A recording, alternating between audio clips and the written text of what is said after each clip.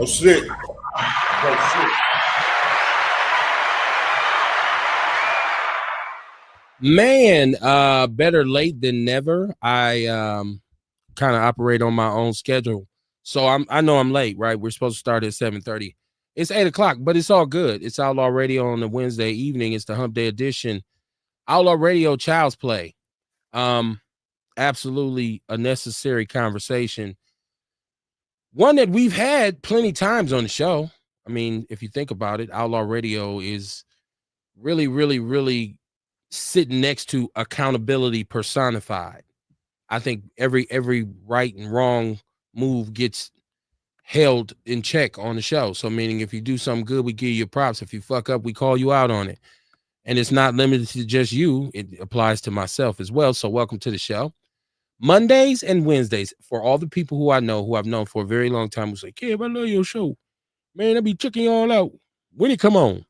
Monday and Wednesday, 7:30 p.m. Central Standard Time. My own brother doesn't know what time and what day the show comes on. People call me at random times on a Sunday morning and say, you on the air? No, motherfucker. No, I'm not on the air. I mean, my brother don't know either, Kev, so. Nobody knows. Nobody knows. I don't know if anybody care, but if you do, it's Monday and Wednesday. We do have a number attached to our show. It's 262-202-5131. 262-202-5131. The show is really interactive. You can call in, you can get in the chat room, which always pops. Only thing I ask is that you share the show. With all that said, let's get this thing on the road because I am late. Mr. Carter, how you doing this evening? How you feeling? You muted. I muted you when you was talking to your dog. I'm peacefully grateful today. How about that, y'all? Welcome to Outlaw Radio, where we talk that talk and we definitely walk that walk. Raising vibrations and elevating thought. Y'all better come on in. I'm trying to tell you, I'm the black woman lover, the black man's brother, the culture teacher, hood healer, the ghetto witch doctor, the real motherfucking OG. Hey, mama, there go that motherfucking sea moss, man. Y'all better come on in.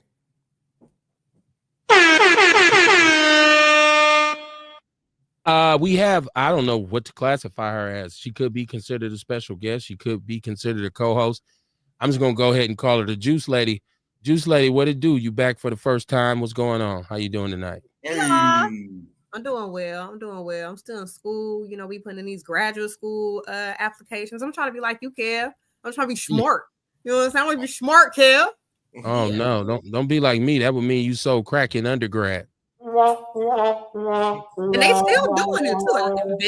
If I did, I could make a couple of dollars, but okay. I'm not trying to do that to the community. But actually, it's UWM, so that's the white kids. So it really ain't our community; it's their community. So no harm, no foul, right? You know what I'm saying? But welcome to the show. Glad to have you here for however long you can be here. Yes. How you been doing? We haven't heard from you in a long time. You came with new hair. So how you doing? I'm doing well. It was silk pressed the other day, but since this is virgin hair, the silk press doesn't stay. You know, so I had to put my curls back. But I've been well. Like I said, working with the youth, still working with these runaway youth that dealt with sexual violence and homelessness and all those different things and sex trafficking. Still wrapping up school. I'm gonna graduate. I don't know if the Outlaws will be there or not, but just know I will be graduating in the spring. And yeah, you know, we out here still traveling. We're going to Bangkok in a couple months. We're going to go over there and see what they got going on. And yeah. Bangkok. All the things going over to Bangkok. I heard about Bangkok. I'm excited. Oh, Lord. I have so many jokes for that. I just didn't even. Y'all don't have nerves. It'd be different if I was a guy. I don't know if it's really too many jokes for a woman. If I was a guy, it might be different. I know, but just when you hear somebody say Bangkok, if you nasty, it just brings certain things funny. Right. It's it does sound it. Like, I want to go there. Landon Deadman in the chat room. What it do, my brother? How you doing? Family for me. Listen, Child's Play. The name of the show tonight. And so maybe I'm late because we only come on, like I said, Mondays and Wednesdays, but I wanted to start off by talking about what happened in Chicago. But before I go there, I want to talk about the fact that we have an issue in our city, in our country, with our youth. foundational Black American youth. So if you want to get in on this conversation, we're going to talk about Chicago. We're going to talk about some parenting. We're going to talk about our kids. We're going to talk about our community as usual. But so this is crazy in Chicago with the mother walking along with her children. They are jumped by a gang, a throttle of wayward youth, if you will. But I want to talk about the youth problem that we have in Milwaukee that we've been talking about for a very long time. Because for the better of the last, I don't know, 4 or 5 years, Milwaukee has been inundated by a youth crime wave, starting with the whole Kia boy thing. And it's very easy to be dismissive of what this was because, we live in this city and we say that's some bullshit, right? But it's a serious thing because a lot of kids in a lot of places were influenced by good old Milwaukee and the Kia boy mentality. And it's kind of like a mentality of lawlessness, of recklessness, of callousness. It appears to be some gangster shit, which I don't believe it is. I believe it's more in tune with juvenile delinquency. And people talk about gangster shit. What's gangster shit? Well, I want people to understand gangster shit is very organized. When you start talking about gangsters move in a certain way. I'm talking about even on the street level, real gang. And there's some real gangster ass dudes in our city who move in that way, but it's very calculated. It's very meticulous. It's not reckless. It's not loose. It's all premeditated. It's all calculated. It's strategic, especially if you're moving on the board against other gangsters. So let's take the gangster shit out of the Kia boy shit. It's just really recklessness in which basically it became popular to steal a certain kind of car because the electronics in the car, the ignition system was hackable, right? We live in this digital age where there's a hack for that, right? And this became a phenomena, right? Where our kids developed this thing where they just steal a car. And since a long time ago in Milwaukee, they would run up in the spot. If you had a dope house, if you was on the streets in the 90s, we was in spots. You wasn't in the car. You was in the spot, right? Well, they started raiding the spots. And then they said at the same time, we won't chase criminals. So what do? You turn the car into the spot. It's a mobile drug house. If they get behind us, we hitting it anyways. It all makes sense, right? No, it doesn't. It's the dumbest shit ever. But this is what happened. This is a lot of information I'm getting here. Wow. Well, this is just kind of like to initiate the initial stages of the Kia boy thing. But I think the Kia boy thing led to a bunch of other ruthless, lawless behavior and an attitude because we had carjackings. Fuck the Kia boy hack your ignition. We're going to take your shit at gunpoint at the gas station, right? It became it went up a level. We just full on carjacking. This extends to the reckless driving, which and then the police chases are initiated again. Now we have chaos and murder, death, kill via automobile, vehicular manslaughter / homicide. And this is all something that is a popular movement amongst our young people. Okay. When we start to talk about gun violence, the number of young people under 17 has ramped up extremely in the last 5 years. It's up, way up, way up. And we're talking about their involvement in doing the murder or being murdered. Okay. So we got a problem with our youth. In Milwaukee, Wisconsin, we have a 50%, or at least last year we had a 50% truancy rate for Milwaukee public schools. A $1.6 billion system has a 50% truancy rate, which means in addition to Kia boying, reckless driving, shooting and looting, they're not going to school either. Hold on now. Wait a minute. Hold on now. Okay. Now, some of these kids, we do have to give a little bit of grace. As I was working in some of these systems, some of them are caretakers for their parents. Some of them, it's all these different situations. It's not right. It's not fair. It isn't always them just out being reckless, is what I'm saying. It ain't like they all just stealing cars all day and carjacking all day. Some of them, they really be like, man, I had to take care of my granny. I had to be home with my mom. My mom's sick. I had to go get her medication. And it's sad that these are their responsibilities on the damn bus and shit. But Yeah. I'm so glad that you said that, because I got heat for people who say that. Okay, and this is the thing. Listen. Nobody has to agree with me to be on the show. First of all, you're welcome to your own opinion. One of the main things that I wanted to look at tonight is our parenting and this whole teary-eyed excuse system we've laid out for these kids, because the community is negative, because the community is toxic, because we have issues in the community. Now, let me tell you something. I was raised during the crack epidemic, 1985 to 1995. Whole community, shit, shambles, destroyed. Okay? There's no excuse. And nobody had mercy on us. You know what they did? They locked us the fuck up. That is the era of the crime bill. That is them saying mass incarceration. Look, it got so bad. What that got to do with me talking about because right now we're saying these kids are poor kids. No, listen, you stealing somebody's car at the gas station at gunpoint ain't got nothing to do with you taking care of your grandmama. And you not taking your ass to school to learn how to read. And shame on a grandparent that does not say, hey, I done lived my life, baby. I'm at the end of mine. You got to go to school. You got to get out this house and go and learn and get you some understanding. I'm not giving any more passes because times is rough in the community. That's my point.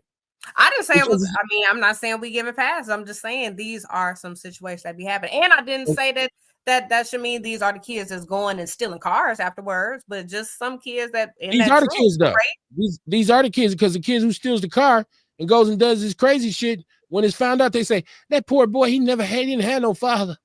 He didn't have no guidance. The community is bad. Lock his ass up. Hey, listen. And the truancy rate is a lot of homeless kids. Working with these homeless kids. Here's the thing. They got a school in the rescue mission. They're not in school. It is. They do. I said homeless, Kev. Homeless means go to the rescue mission. There's a school in the rescue mission. I used to work down there. When you're 17, you can't go to the rescue mission. There are only 2 youth go to MATC. You 17, you grown then. I didn't say 17. I said youth, Kev. I work with kids 11 to 17. There are people younger than 17. I work with kids almost 30 years. Okay, so you know there are kids younger than 17 that are homeless. I know they don't have any excuses. Go ahead, Kamar. You was trying to dump in. What? Oh. Shit, I like it when it's up top early in the show. I ain't got no food, but I should be focused on going to school. Welcome back. Go ahead, Kamar. Let's talk. Like once they get into that space, it's hard. That's when it really get hard. You know what I'm saying? But here's the thing. The world don't care about your trauma. It's our job to heal from our trauma, whatever we going through. You know what I'm saying? And it's fucked up. You know what I'm saying? Because like we sat behind the 8 ball. You know what I mean? And it's hard for us to get the help that we need. You know, like you say, we need some food. A kid is hungry. He homeless. You know what I'm saying? This is where his mind at. It's not in school. You know what I'm saying? At this point, you know what I'm saying? Now, ain't nobody wrong. Come on, man.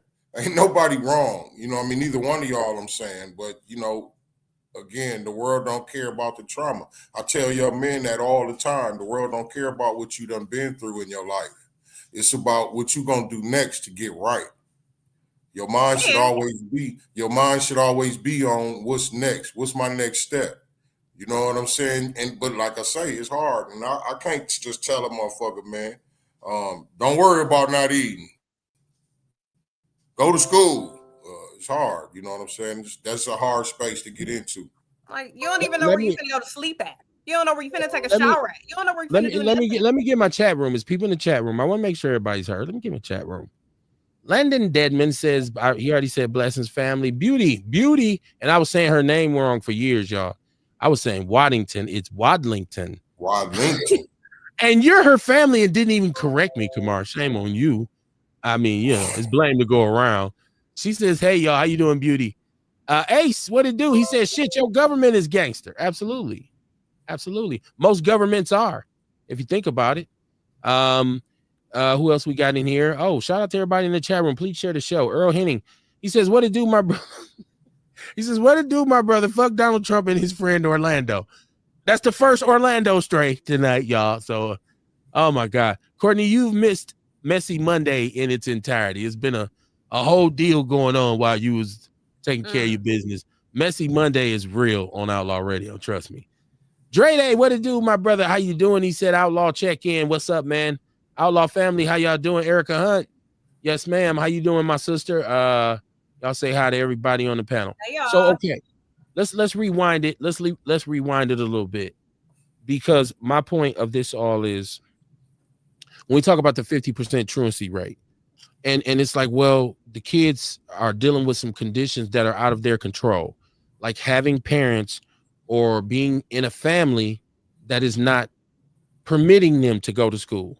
It's an adult reason why you're not going to school. There is, you really have a valid excuse. Like, yo, I got 5 little brothers and sisters and my mother's going to work, can't afford daycare. I got to stay home.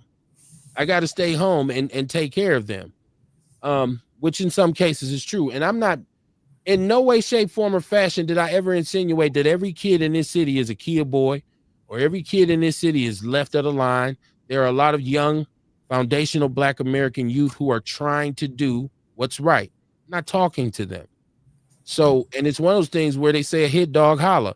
If anything I say on this show don't apply to you or your kids, you shouldn't respond. If it does apply to you, you should respond.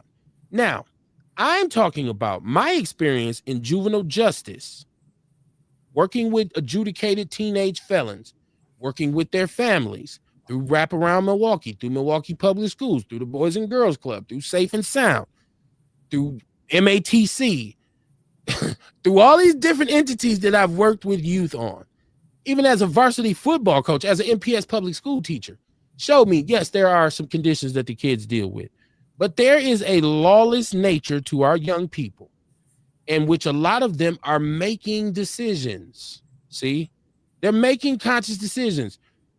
You stealing my car or shooting me, shooting up my house and a little baby gets killed. Some of this stuff they're doing, some of the murders that they're doing isn't something that's affected by having to take care of grandma or you know, your parents being not necessarily attentive as they should be. I feel like our young people are making decisions because they believe it's the popular thing to do. Correct me if I'm wrong. I see a lot of young brothers. My example is when you go and talk to them. Now, if you go and talk to them, and I'm talking about these ones that's out here, most of the time, they want nothing to do with what you're talking about. You cannot get through to them. Even if you go to them with a bucket of alternatives and say, hey, yo, man, get off this corner. I'm doing that. A lot of times they'll laugh at you. They may threaten you and say, oh, school, you better get your ass up out of here. We out here getting money. These are kids that are making conscious decisions.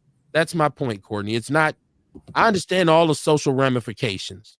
I understand the parents not being there, the kids having to take on responsibilities that normal kids wouldn't. But that's always been here. This is another point I'm making.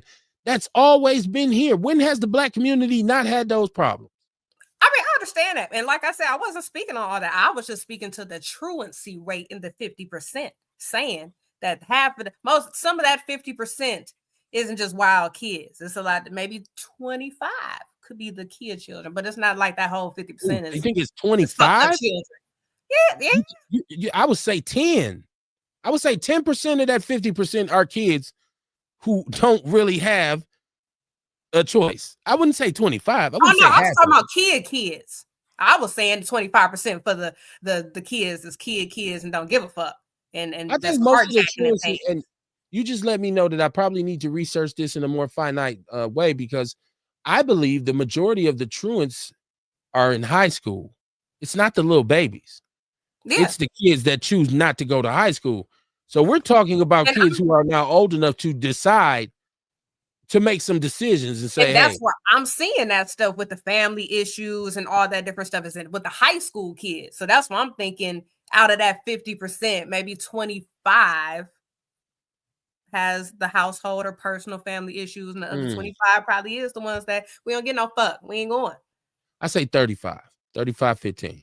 Okay. 35, 15.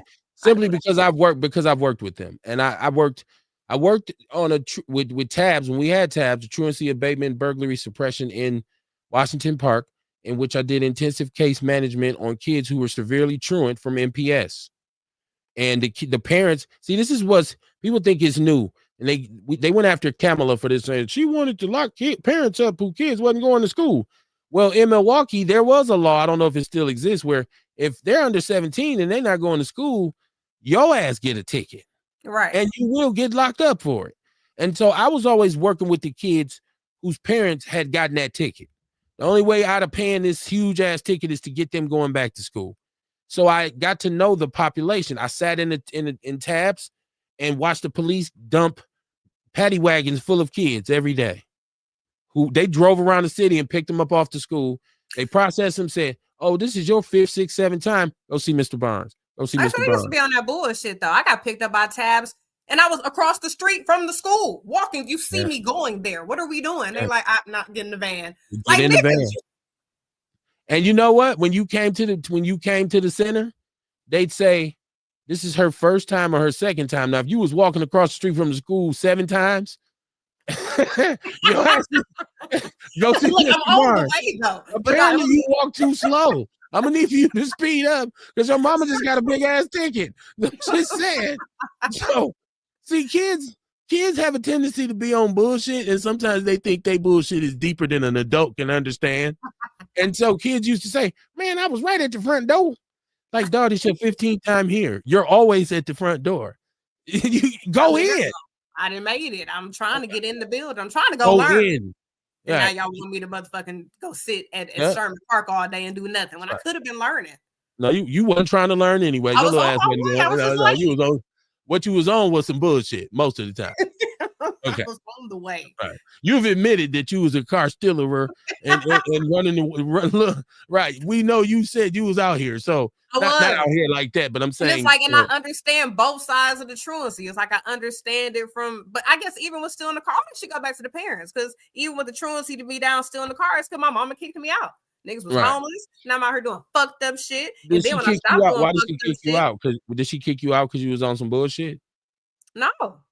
You just not doing okay. No, she said maybe. Okay. No, I had to think about what I did. No. I think all of this, the point of all this is we look at what's happening in Chicago, and Chicago mirrors Milwaukee in a lot of our socioeconomic issues, in particular because they have an issue with youth crime because their gang problem is so much more severe than ours. And we have some of that too, but the gang thing over there is even extra murderous, homicidal, right? Extra kamikaze. So you look at this group of children who jumped on a woman and her kids, right? I cannot sit here and tell you honestly that couldn't happen here. That could absolutely happen here in Milwaukee. I've seen kids fight with the teachers. I worked in the school system. Security guards, teachers, principals, everybody get their ass whooped in MPS building. Okay. And outside the motherfucker too. We just had a young man murdered outside of a high school here. Well, he was shot outside. He ran back in and died at the hospital. This just happened Friday. And then they find the other young man today, and I guess his partner in the scuffle shot him. He had a gunshot wound too. They are charging him with the murder. Now, if you see his picture, it's in the People's News Network. It's very, very sad. Like, first of all, I don't know if he's really 17, but he has like one eye missing. Like he looks scary. This is the element that we have. That's why I said we got a youth crime issue. If we are going to deal with it, we need to deal with it head on instead of saying, but wait, there's no, we need to deal with it. There needs to be consequences and repercussions for these kinds of behaviors, right? So in Chicago, this is some of the craziest shit you've ever seen. These are middle school kids. Have either one of you seen this footage from Chicago? These aren't high school kids. Yeah, I thought it was high school kids. I saw the beginning of it. I ain't see no fighting or nothing like that, but I just saw them following her, and I switched that shit. But yeah, I thought it was some high school kids or something, but no, it's some little bitty ass kids. I forced myself to watch it. Now, what if she'd have grabbed one of them little kids and scraped their face down a motherfucking block on the concrete You know what I'm saying? And then like she'd have been wrong. They'd have looked at her as like the aggressor and shit. Like she shouldn't have did them kids like that. It'd have been a bunch of people like that. That shit make me sick, dog. So I better bang your head against the motherfucking concrete. And you know what I'm saying? Then now you the wrong person. What if she to pull out the thing and just let him have it? Right. That too. Niggas be having a knife and shit. I don't know. She had to shoot them kids. She had to shoot them kids. She had young children with her. And you know, when you got your babies with you, it's fuck my safety, fuck my welfare. I want to protect my shorty. So is fuck she everybody. Right? So now what I was confused about, and this is where my Outlaw family really helps me out a lot, because we are one of the most informed groups on this app. I don't care what nobody says. My audience is way more informed than everybody else's. Why were the people protesting at the school? I felt like, why are you mad at the school? Like they're saying, well, this could have been prevented or something should have been done. How? This is maybe it was something, maybe it was something ongoing and it's something we don't know about, maybe. I think they said the boy was getting bullied. And were maybe those people his bullies? Maybe. I think that there's an element, there was a discussion of the child being previously bullied. There's got to be something else going on that we don't know about too. Okay. You know what I mean? And I ain't saying that's an excuse or nothing, but you know, I just feel like it's got to be something else going on because of that. When I saw them at the school tripping, like, well, what the fuck is going on with that school? So that's let's just like to pause right there. I guess that's the point I was trying to make. Maybe I didn't articulate it correctly with the what Courtney and myself were just discussing. I feel like there's more blame put on the system than there is on the kids. I feel like there's more excuses made than solutions made. And I didn't mean for that to rhyme, but I'm slick like that, right? I should write that down for somebody to take my shit. I feel like people would rather say, oh, well, those poor babies fill in the blank. I feel like they say, well, these kids can't help. They didn't have no other choice. I think we say that too much instead of saying something needs to be done immediately. See the example that we see here in the city with the whole carjacking thing. And we shot, what's the brother name who Claude Motley? Yeah, Claude Motley on here. Who shot Claude, the Emmy-winning documentary. We had Samantha who did the whole thing, and we had Claude, and he was being carjacked by some youth, and they got away with it. Shot him, threw his life into chaos. I think about 2 weeks later, they tried to do it to a sister. She shot one of them. He's now in a wheelchair, incarcerated. That's what's I said. That's what's going to start happening. People are going to start. You shoot, and then you realize, damn, this kid was only 16 years old. So when it does happen like that, there's always people saying, "Oh, but that was a kid, man. We shouldn't be shooting kids." Like right. We said, fortunately, I've been seeing everybody. If she'd pull out a knife and start slicing, we just said she didn't have to cut them kids like that. And kids be strong. But like, you know, I've been seeing people going in on the kids though. On my end, I ain't seen too many people. You know what I'm saying? Trying to protect them, like, cause that's some bullshit. Like, I've been seeing people like fuck them and they keep their parents, right, for raising them like that. You know what I'm saying? Right. That's why I said, what was they? I didn't understand the protests at the school. So let me get the chat room, and then I got Dion on the line. Hey, not one of them kids clean the fuck out, that'll scare the shit out of the rest of them. Yeah. Or to make them beat her more viciously. We don't know. Landon said, I seen the whole video. They did that lady dirty. Earl Henning said, fuck them kids. Okay. Erica Hunt said, I seen some of the videos and it made me glad. I've been teaching my kids self-defense tactics. Earl Henning said, YN's out of control. Once again, this is why I said the name of the show is Child's Play. I was being, just kind of being a, low-key asshole by saying this. I do that type of shit, right? But I really believe we have a problem with youth crime. And the reason why it's so concerning is because this is actually the generation that's supposed to take care of us. We're getting, like right now, most of my generation is cross 50. Our time Our time left is like Biggie say, short like leprechauns. Motherfuckers gonna start banging themselves up. Bow, fuck it. So the future ain't looking bright. I mean, shout out to the kids who doing the right thing. I'm sorry, Courtney. Shout out to the kids who doing the right thing. I don't want to make it look that bleak, but it worries me. Go ahead, Courtney. I was watching the movie last night where the people in the village, when they hit 74, they ended their own lives. They was like, up. We're gonna wrap this shit up now. No, they gonna have to kill me. Fuck that, or I'm gonna kill one of them. Where my goddamn Jello at? I'm somebody getting it. Look, I was definitely just telling my boys that I was like, hey man, make sure when I get older, y'all just leave me out here. Don't y'all be leaving me fucked up now. Don't do that. It'll be good to him. The shitty depend for hours. Take good care, y'all. Right, like, look how I'll be raising y'all right now. Don't be doing that. Don't do me like that. Dion in the chat room, or Dion's on the line, not the chat room. What's going on, Dion? What's on your mind? Well, this is what I heard. Now, I don't know how true it is, but I heard the lady's son had been getting bullied by children. So that's why she was coming up there to walk her son home to protect him. Now, I don't know. I ain't get it from the horse's mouth, but that's what the grapevine was saying.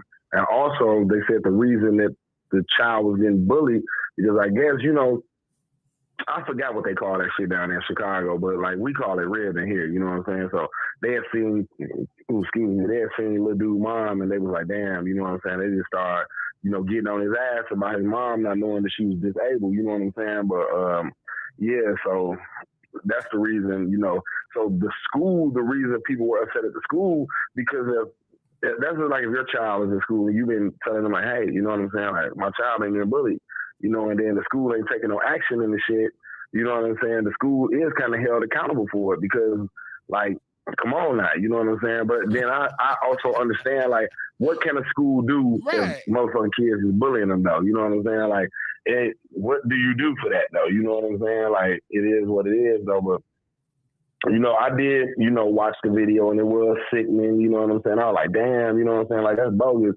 You know what I'm saying? Like, me and my guys, when we was growing up, we would have never whooped a motherfucking mama. You know what I'm saying? Like, never. Now, your pops or, you know what I'm saying? Like, whoever, but not moms, though. You know what I'm saying? Moms was off limits, though. You know what I'm saying? Like, on the real, moms was off limits. Motherfucker might have sold moms some crack or something, but motherfucker wouldn't have, bust mom head like that, though. You know what I'm saying? Like, that shit was, like, totally bogus for them kids to do, though. You feel me?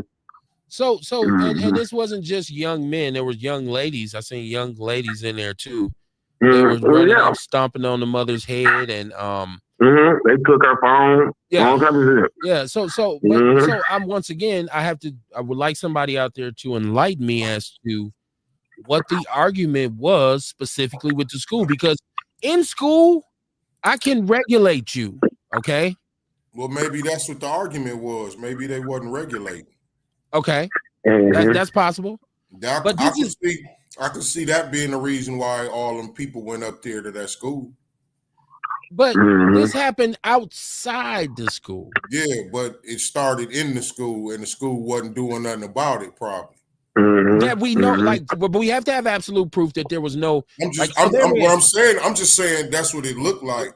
I know. I'm saying, when I first saw it, I figured it was something up with that school. Something had to happen that we don't know about. But I didn't see. Otherwise, why else would they be upset with the school? I didn't see anybody who spoke about actual factuals on the school's protocol or policy. Right. That's why I'm saying this. There's the assumption that this school had known what's going on and they didn't do anything about it. I get that. And that's why I'm asking what it actually was, because I don't know if that's what. But if that's the accusation, what I would like to see is some proof. I would like to see a kid who is behaving in an egregious fashion, consistently being involved in violent or aggressive incidents, and it's not documented and it's not confronted or dealt with. If there's a demonstrated pattern of that, then absolutely the school deserves all the vitriol it received. I like facts. I don't like to assume, and I think a lot of people, because we get so emotional, and the first thing we said when we saw that video was like, oh hell no, that's some bull. I'd have whooped. Most black people when they see something say what they would have done first. I'd have whooped them kids. But let's talk about what really happened. Okay, my gal said she would still been in jail. See, that's what I'm saying. See, black people get emotional first before we But find I the told facts her out. though because her little niece be up there in the school fighting and shit. I said, babe, don't go up there and take your ass when they fuck with them kids. Cause you know what I'm saying? Like, I'm down here. I can't come down there and help you out once they got on your ass. You know what I'm saying? I'm all for the foolishness though. You know, I'm all for the foolishness. But at the end of the day, I got to travel 2 hours, and by then I'll be calm down. Now I'm talking rational. Like, why you go there? You know what they was gonna do to you when you went there. You seen that last video, what they did to that woman. You should have just went up there with the police. Why you do that? I can't come down here. I'm trying to get a pardon on my felony, and I can't come down to Illinois and catch no more cases. I'll be turning back around. So Dion, I've been working in a school with aggressive kids, right? And yeah, me too. So shit. I can't stand them motherfuckers. I had a young man. I had a young man one time. His brother was a basketball star, and he was about 6'6", and I was working in the Village Middle School. It was a middle school, an alternative middle school, and it was located inside North Division. Okay, and so it's where they were dumping kids in there who were coming from Lincoln Hills, Wales, what have you. The kids were coming into the village, right? This young man came in. I guess the promise was that he would be able to go to this school and then go to Vincent, and his brother was named Marshall or Jordan or something. He was like a big time basketball player at Vincent. His name was Jordan. I can't remember what his brother's name was. But so this was his promise. So he was like doing extreme behavior. Like he was just walking bullying. And blah, blah. Long story short, he basically tried to attack me in the school. Right? He told me. He tried to talk slick to me. I was, especially at the time, I'm young. Well, who you talking to type shit. Tried to attack me.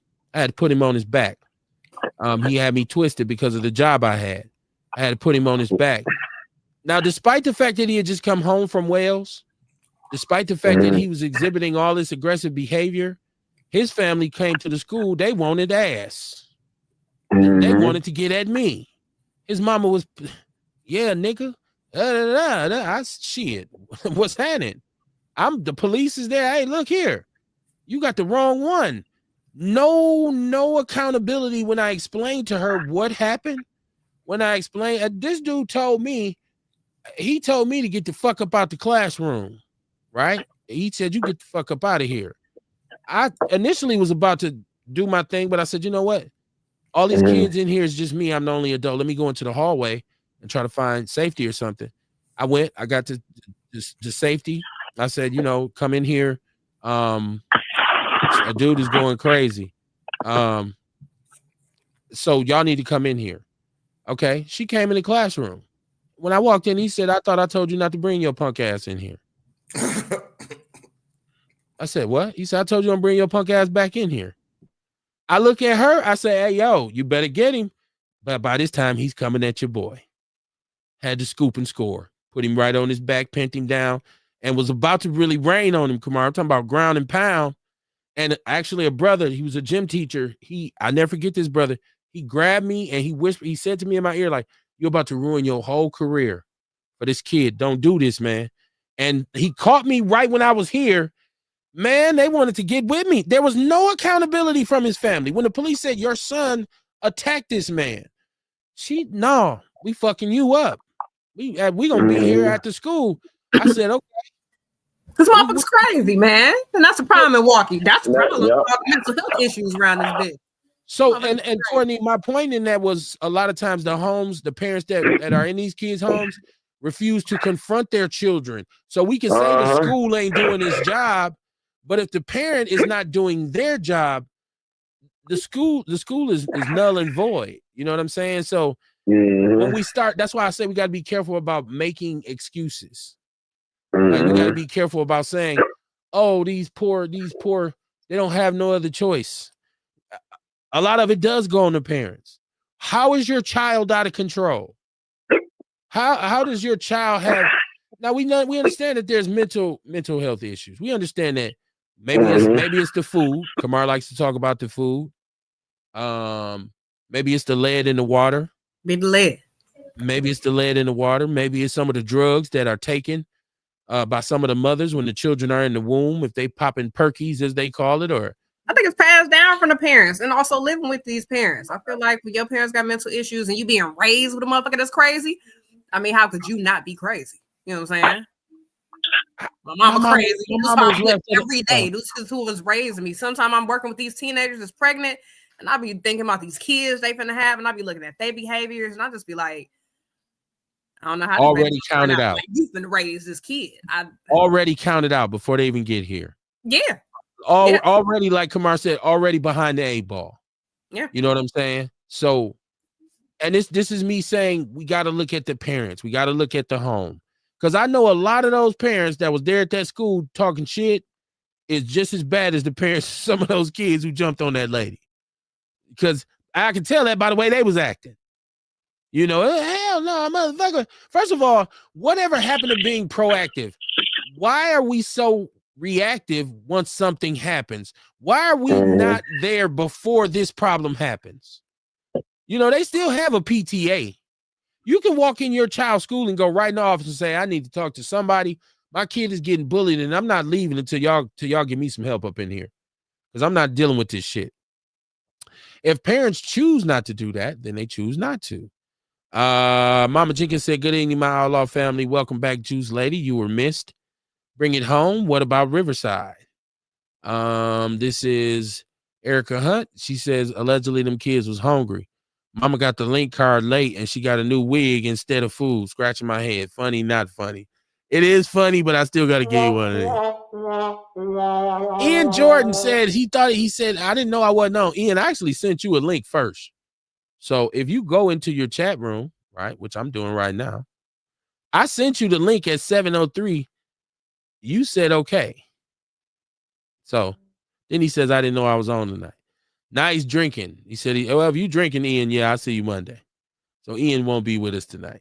I don't know. I sent you. You was the first person I sent the link to. So I don't know what you said. You muted, Kamar. You're muted. We waited on you in the green room. Yeah, he said I guess he didn't see his link, but if he started drinking, I can understand why he missed the first link I sent him. As he's probably 2 sheets in the wind. So you know how that goes with Ian, right? So let me see. Earl said lead in the house paint and the water. Yes. My brother grabbed a kid at Steuben and this kid spit in his face. My brother called a hall security monitor and they walked him out to school. I had another issue at the village. Like there was this kid who was one of those kids you have to watch, Kamar, because it's the quiet one that you got to watch, right? It's the one that appears to be always with something in his head. And I one day after lunch, which was always bedlam, I said something to this kid like, yo, y'all got to get off this stairwell. This dude went completely off. Who the fuck is you talking to? I beat your motherfucking ass, this kind of thing. I'm like, dude, you better go on. You a child, man. Keep it moving. That's not me.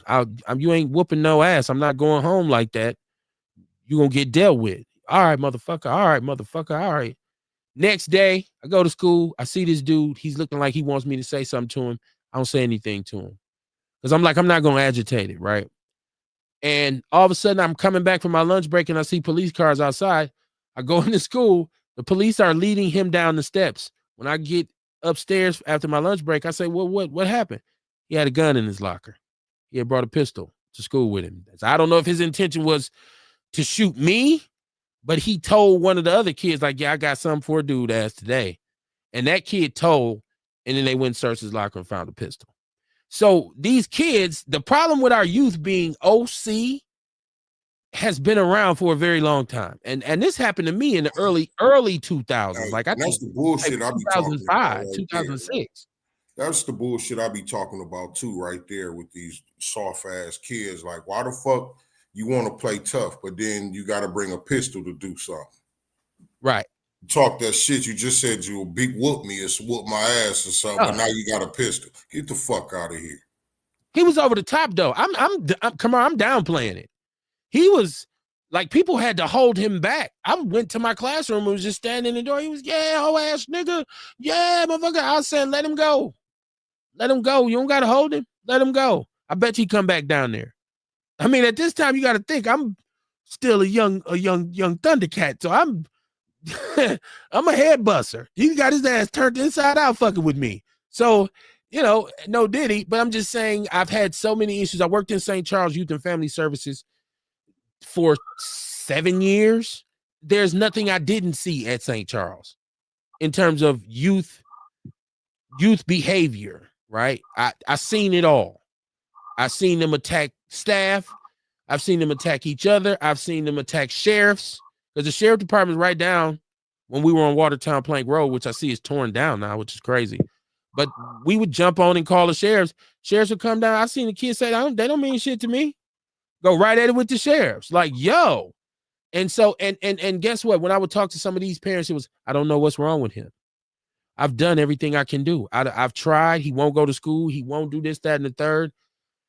So when we talk about problems, ultimately, we're going to have to talk about a solution. We're going to get to that. Let me go back to the chat room. Ewok says these kids be wanting a $30,000 watch, but can't tell you what time the motherfucker say. Got to look at the phone. Mm-hmm. Mama Jenkins, she says, yes, there's a lot of kids that need a good ass whooping. They hard-headed and they got no home training. Kamara is always talking about something, and I agree with it too.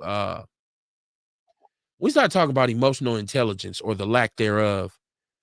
It's missing because the family unit is not as solid as it once was. So, and this is my theory. This is the Negro Whisperer's theory. I think a lot of kids are unbalanced emotionally. And I think that's one thing that a single parent home creates inadvertently. Because in a natural scenario with a man and a woman, children get to bear witness to both sides of the fence emotionally. You see how your but dad. If it's toxic, Hold on, let me finish. I got something on that. I didn't get my theory out, but motherfucker, hold on, goddammit. Hell yeah. So if it's a man and a woman in the house, and I'm talking a natural family environment, you get to see the man the way he moves emotionally. You get to see the way the woman moves emotionally as a child. You get to say, my pops will react like this, my mom will react like that. If there's no father there, or if there's an ineffective father, or a father who's he didn't have one, so he didn't know how to do it, he's off tilt. He's off tilt. So then you lean on your mom. So what you inherit, especially as a young man, is more femininity than masculinity. The way you deal with conflict and static and strife is a feminine way, and that doesn't work for men. When you see all these young boys putting their hand on their hips and smacking their lips and rolling their eyes, or they immediately start crying as soon as confronted with any kind of situation, you know who does that? Women. Women cry first and deal with it later. Men, and I'm talking about men. I ain't talking about so one say, not my man, he gay, he won't. I'm talking about men. Usually he gonna say, hold on, baby, let me handle this shit. Let me figure this out. Let me go out.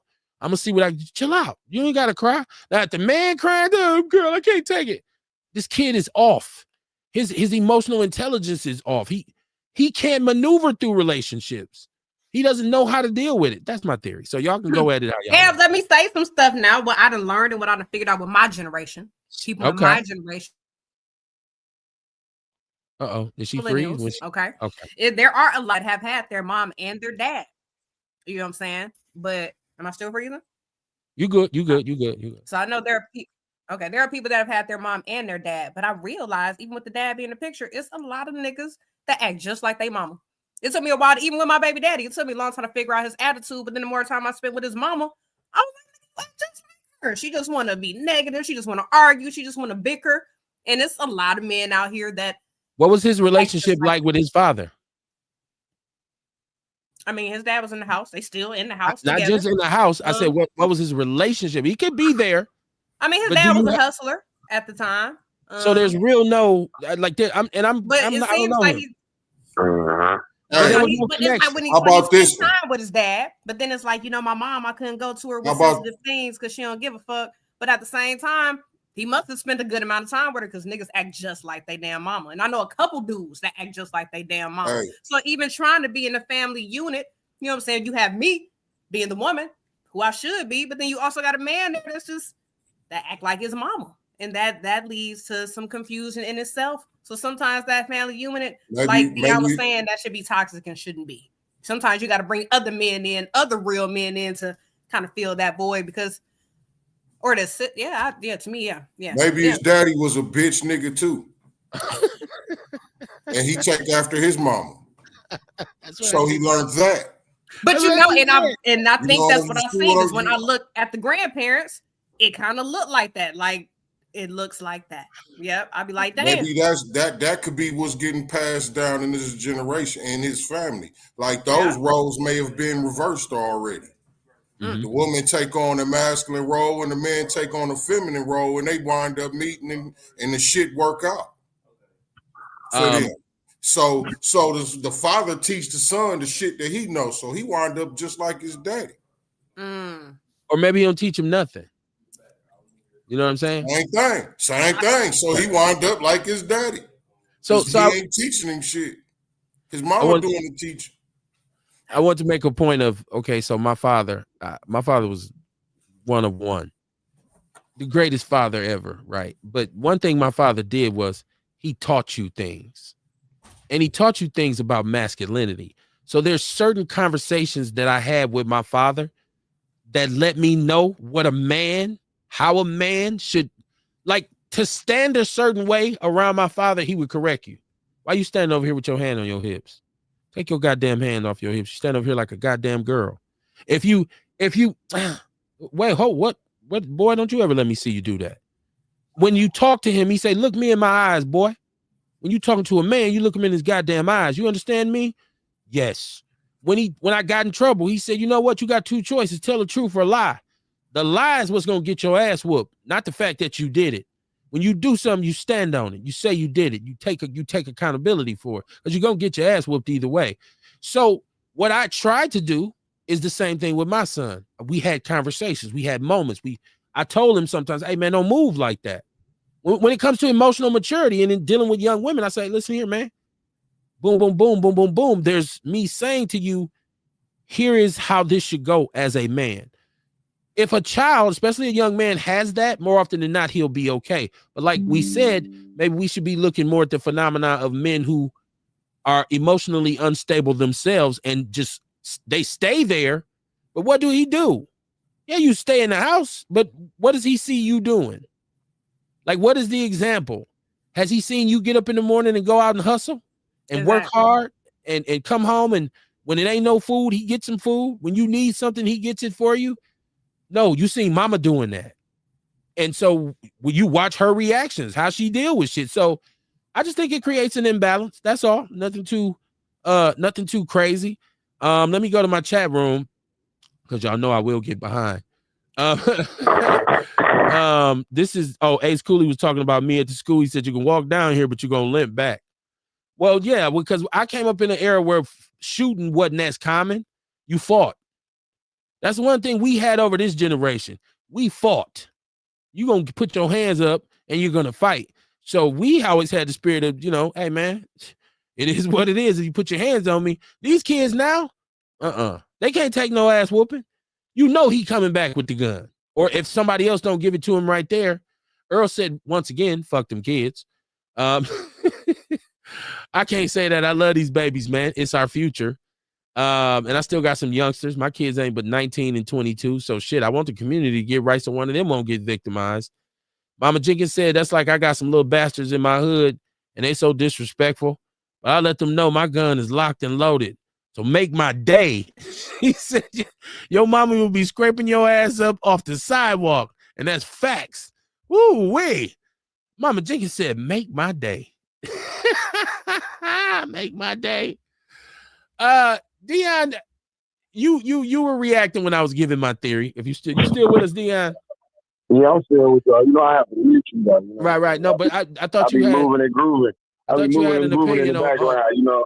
I got the gal in the ear, and then I got you on my other ear. You know what I'm saying? So yeah, I'm talking to both of y'all. But yeah, I basically agree with some of the things that both of y'all were saying. But what I don't like about society and life is what identifies a man.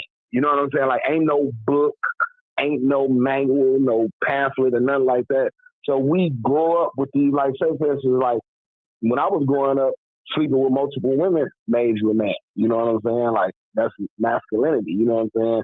Or being tough. You know what I'm saying? And then so one thing I had learned growing up also too, as I started getting older, that men, we were taught to hide our feelings. You know, like when your son fall or you see a boy fall, you be like, man, tough it up. You better not cry. You better not cry. You know what I'm saying? But a girl, she was free and able to express the sentiment of, I hurt. Nigga, if I fall down and I'm a young child and I don't understand this shit, this hurt, I might cry. But I was forced to hold it in and suppress it. You feel what I'm saying? So a lot of times young men suppress their feelings. You feel what I'm saying? And we're not allowed to show our feelings because in society that label us as weak. You feel what I'm saying? So also, like you were saying about the two-parent household, we were talking about two-parent household. I know a lot of my friends in Chicago that I grew up with their fathers were role models. You know, like really, like I told you, like Huxtable type of shit. Like mom a dentist. I mean, the dad is a dentist and the mom is like a lawyer. You know what I'm saying? Good money, great money. You know, but he's stone cold killer. You know what I'm saying? So to me, I look at, you know what I'm saying? Like it also depends on the person too. You know, like I tell my girl all the time, her son grew up on the west side of Chicago. He could have choose to went out there and did what he did, do whatever they do out there on the west side of Chicago. But he was more reserved, and you know, I don't think maybe some people is just different. You feel what I'm saying? Like when I damn near predicted my life, like I tell you, when I was a shorty, I knew damn near everything I wanted to do, and I damn near did it all except to kill somebody. You know what I'm saying? Like no bullshit. You feel what I'm saying? So it depends just on the child, because you can have the two-parent household, you can have a great role model, great support system, but if that street is more lucrative and you see the streets is calling you more, then that's what you're going to gravitate to. You know what I'm saying? And a lot of people do. So I don't know, you know what I'm saying, as far as the support system and the household and the role models, does all of that really play a part in the upbringing of a child, or does this child just develop who they are? And then, you know, just like, what movie was that? It was one of them where, like, the child, I mean, I think it was the Fresh Prince, like, Will leave out the house dressed all preppy, but when he leaves and get to the school, his motherfucking hat backwards, he turns his coat inside out. So, you know, we'll portray one way in front of our parents and our guardians, but once we get outside their peripheral, then we thugging like a motherfucker. You know what I'm saying?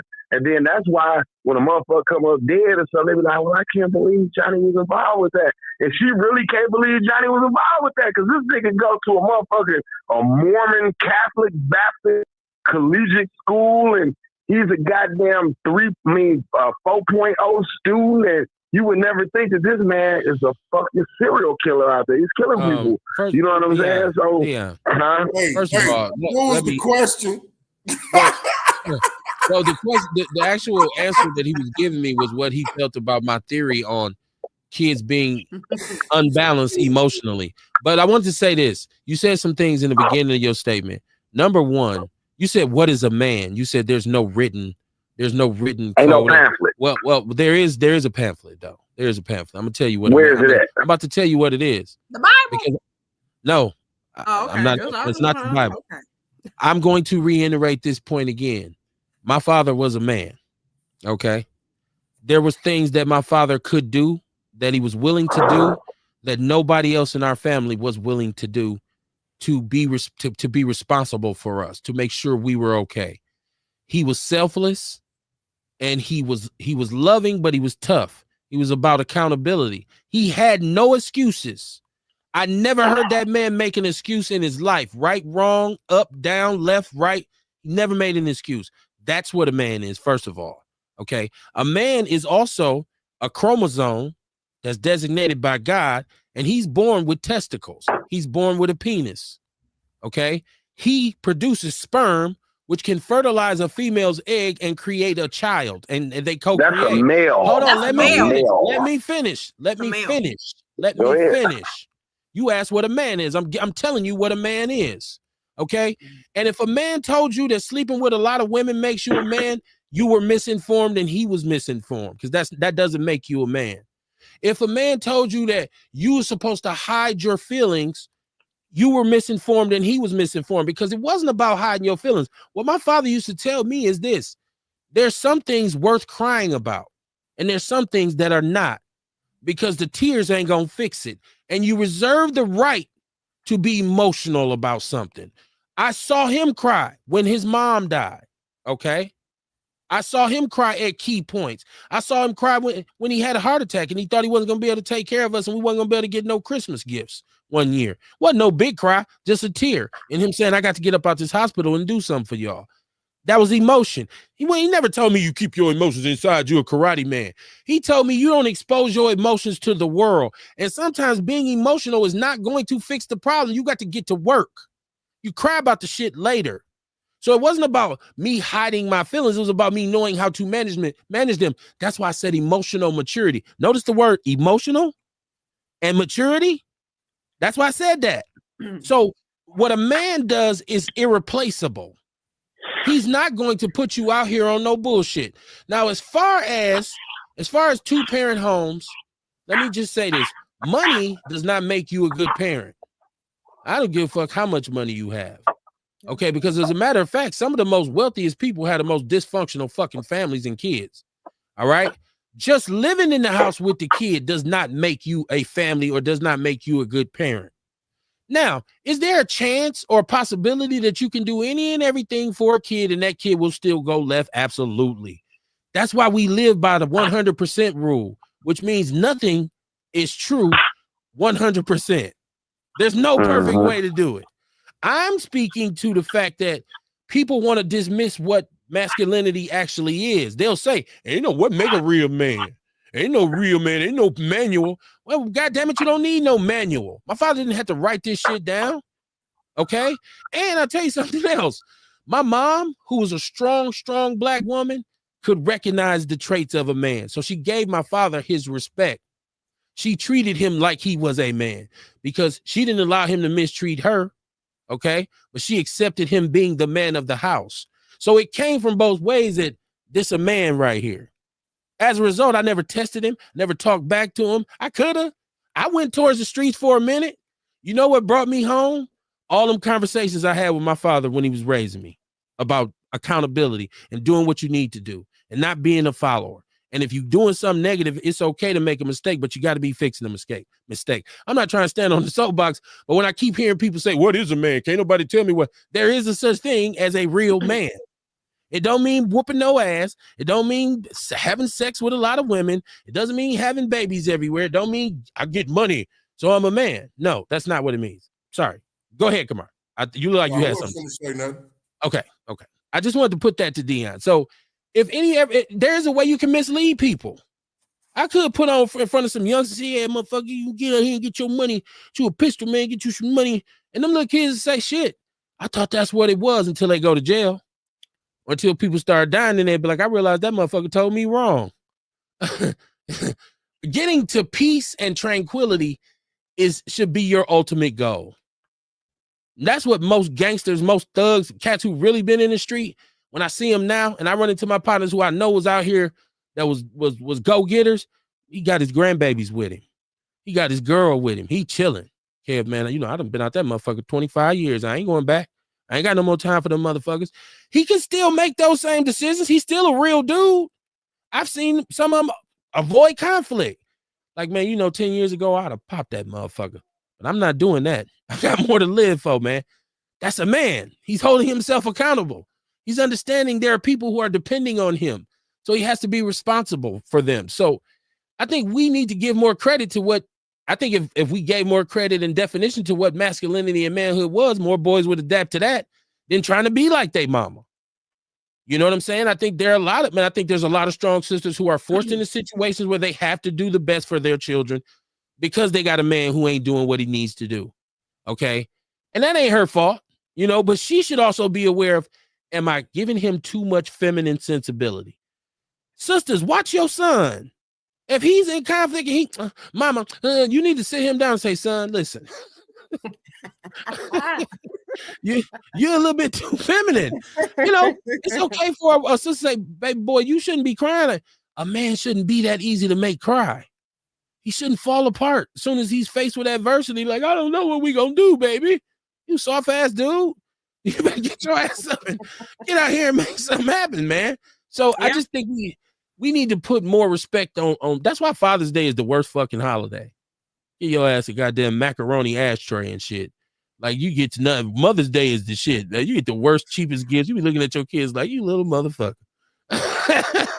You give me a pair of socks for Father's Day. Your mama got a diamond pendant and shit. Everybody put their money together and saved all year. Your ass get some church socks. Don't even go to church. We don't get no respect, but it's cool, man. It's cool. Who's in the chat room? Let's see. This is oh man, I'm missing. So I am. Thank you for keeping me up on that, Courtney. This is, man, all the way back to Erica Hunt.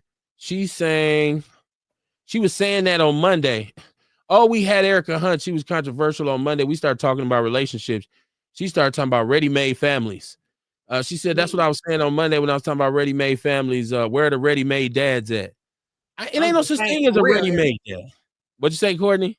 I was going to say, like she said, I'm just saying, where are the ready-made dads? Ain't no such thing as a ready-made dad. Like, look, my 9-year-old, he ain't grown yet. When I become a parent, he ready to be some people like that. You meet some dudes ready to be a step parent, to be a dad. Oh man, I just love kids. I want to go take them out and have fun. Like, be aware of any man who loves your kids off top. Like, your kids is my kids. Hold on. Watch that motherfucker, right? You don't want that. He's a little bit too hands-on. Ain't nobody met my kids yet, but I got some wonderful kids though. I feel like they're so lovable, but they're yours, right? Like, they lovable though, because everybody said, even the teachers, your children are just, oh man, we just love them. Right. I know. And everybody like it's like everybody say their baby is cute and should be a model when they first born. Like, everybody says, oh, my baby's so pretty, they just sending us model be some ugly babies out here. People you don't want to break it to him like, yeah, he cute as a motherfucker. I'm saying any man who's with a woman and she has children, if he cares enough about her, he should accept those children, but he should not necessarily off top say, they my kids too. Because you don't know what you're dealing with, first of all. You don't know what gene pool been dipped in. You get in the house with one of these crazy motherfuckers. You ain't my motherfucking daddy. You're like, oh, shit, here we go. Who ate my fruit snacks? Like, you got to fight with this little motherfucker. Get off my mama. Like, you got to, it's a whole process. That's why I say no such thing as a ready-made dad. And unless he catches your son when he's pretty much a baby, or your daughter, he can never really be a father figure to them. He can be a male figure. If your son 15 and this dude move in, he shouldn't be calling him daddy. I know you definitely got to do that, but they can still be a father figure and teach different shit. He can be a male role model. He can be you know what I'm saying? He can be a male figure, but they should have a clear understanding. Look, I know I'm not your pops, man. Because that eliminates a lot of bullshit when I'm trying to redirect you. You ain't my dad. I know, we done already established that. Fact of the matter is, you're making your mama unhappy, and I love your mama, so if she unhappy, I'm unhappy. I need for you to fall back. You need to be able to talk to him like that, as opposed to, sit your ass, I beat shit out of you. You is not my daddy, motherfucker. Leroy. Shouldn't nobody be dating nobody like that, ready to put their hands on your children. Hold on now. Well, but if you tell him he this kid's daddy. See, should nobody be doing that. They have their own daddy now. You're here. Oh no, she said ready-made dad. Ready-made stepdad. Damn, Kev. Shit. I love the adjustment. Yeah. Ready-made stepdad. Okay. And stepdaddy is a hell of a role too, because once again, you ain't my son. Listen, man. I'm gonna tell you, with all that, it's easier if them kids is littler and the father ain't in the picture at all. Mm-hmm. You know what I mean? Because when them kids get older, the dynamic change drastically. They don't want to see no motherfucker. They ain't trying to get to know no motherfucker. You know what I'm saying? None of that. You know what I mean? So the objective, I guess, is to just go in and offer guidance. You know what I'm saying? Because, like, you ain't my kids, but I still want y'all to do well. You know what I mean? Y'all, I still feel like y'all represent me, so I got to give you some good advice out here. Yeah. You know what I mean? I got to lead you in the right way. You know what I'm saying? And I am somebody you could come talk to if you need somebody. You know what I mean? Right. You need some help with something, you could come holler at me. But I ain't trying to be your father. No, you know what and I mean? Tamar, And sometimes what happened to stepdad, like I've had lots of stepdads. My mom has been married a couple times, a few more. She's been married some times, not a couple, few. You know what I'm saying? And I've had stepdads from younger ages that really gave a fuck about me, that loved me, that still call me today and check on me. But then it's also niggas that's really there just to fuck with your mama. Mm-hmm. They don't really care about you. I'm here to fuck with your mama. You know what I'm saying? I mean, you here and all, but I'm not here to spend time with you to get to know you. I'm not trying to take you to the mall. I'm not trying to. That's that Snoop shit off Baby Boy. So not even trying to build a relationship. So it definitely depends on who you bringing in the house. You know, do these people remember that? How he is? Do they? Remember that in Baby Boy when Snoop threw the dude little stuffed animal and he was like, I don't like you either, little nigga. Exactly. Just like that. I'm here for your mama. Right. but and on the cool, if I come in at a later stage, I'm gonna still extend to him and say, man, you know, I'm about to run up here. I love fishing. You want to roll? Yeah, man, I don't do that shit. Cool. Right? Mm-hmm. Hey, man, you know, I'm gonna run to the barbershop. I see you. Man, fuck that shit. Cool. Right? Hey, I ain't forcing you to do nothing. Yeah. Right. But I would extend myself, and if I see you headed towards somebody, I say, hey, man, hey, little bro, check this out, man. This is what your mama's saying. This is why she mad at you. This was she just want the best. Like, but I ain't your daddy. No, I'm not. So I can bail out whenever I want to. Like, me and Tashi's son go to basketball games, football. We just went to the Packer game and shit. You know what I'm saying? Like, it's just it ain't about being overbearing and telling them what to do or whatever, because it's ultimately their life. Right. You know what I mean? Especially when they of age, it's their life. You can't do nothing but offer guidance. Right. Yeah. You know what I'm saying? And then I'm at the same time, you know what I mean? I'm gonna respect you. So I require the same. Absolutely. I demand it. You know, I'm a little older now, and at first I didn't like.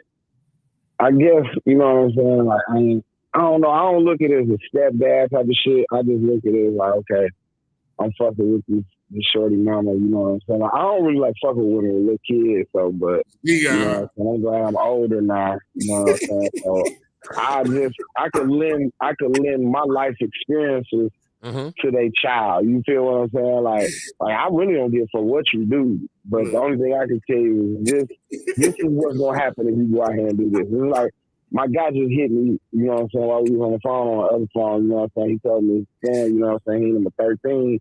And then he was like, what y'all talking about on the podcast? Shit, I was like, we talking about that woman that got her ass whooped in Chicago. And then he was like, yeah, that's fucked up. He was like, man, my son smoking weed. I gave him a urine test. So I was like, the only thing I tell you, bro, is like, you tell that little nigga, you know, you tell him what that shit gonna lead to. And if he get jammed up, you know, you can't fuck with him like that. Like, you on your own once you get jammed up. You know what I'm saying? Like, my daughter, y'all know the story of her. She in jail right now, you know what I'm saying? Like, I can't fuck with you, you know what I'm saying? 'Cause I went to jail, so it's like basically like sometimes like how they say Jesus died on the cross for our sins. I went to jail, did all that bullshit, so you wouldn't have to. You could use my life as an example. And even after I did go to prison, you went to prison three times. My daughter been in prison more than me, and you still ain't fucking learned. So. You know what I'm saying? So, you know what I'm saying? You just got to get off that shit. But, like, far as stepchild and shit, like, when I was younger, I'd be like, I ain't fucking nobody kids. I'm just with the mom. But now I'm older and shit. I'm a little bit more wise and mature. And I just look at it like I could just, you know, give you advice on life lessons, tell you what to expect, try to, you know, give you some guidance. Because even me being the age I am, I learn, you know, sometimes I hear you guys like, you know what I'm saying? I try to be a little bit more mellow, you know, to tune it down a little bit with myself, though. Because, you know, I always been like a motherfucker that was TTG, trained to go, you know what I'm saying? But now, as I'm getting older and, you know, thinking about my life and my longevity, like, man, you don't want to be out here doing no stupid shit, get yourself in trouble or get killed. So just try to calm it down, be a gentleman. You know, I call people sir and things like that. But, you know, I just try to give a life lesson, you know, help try to mold a person and, you know, give them a little guidance on what to expect out here. But, you know, that's the only thing you can do. Like I said, you can lead a horse to the water. You can't make them drink. So and I talked about, I'm sorry, Courtney, I talked about, go ahead. Yeah, let her go, Cam. Ask the question. Dion, go but ahead. you told us that you were not in your daughter's life, right? I mean, as far as her I was, growing up. to be honest, I'm gonna be honest. I was there the first 8 years. So you Okay. know, as I said, I grew up. I had a fucked up way of thinking when I was younger. So you know, when I was fucking different women and shit like that. So my daughter, mama, had stopped fucking with me because I thought I had another woman pregnant.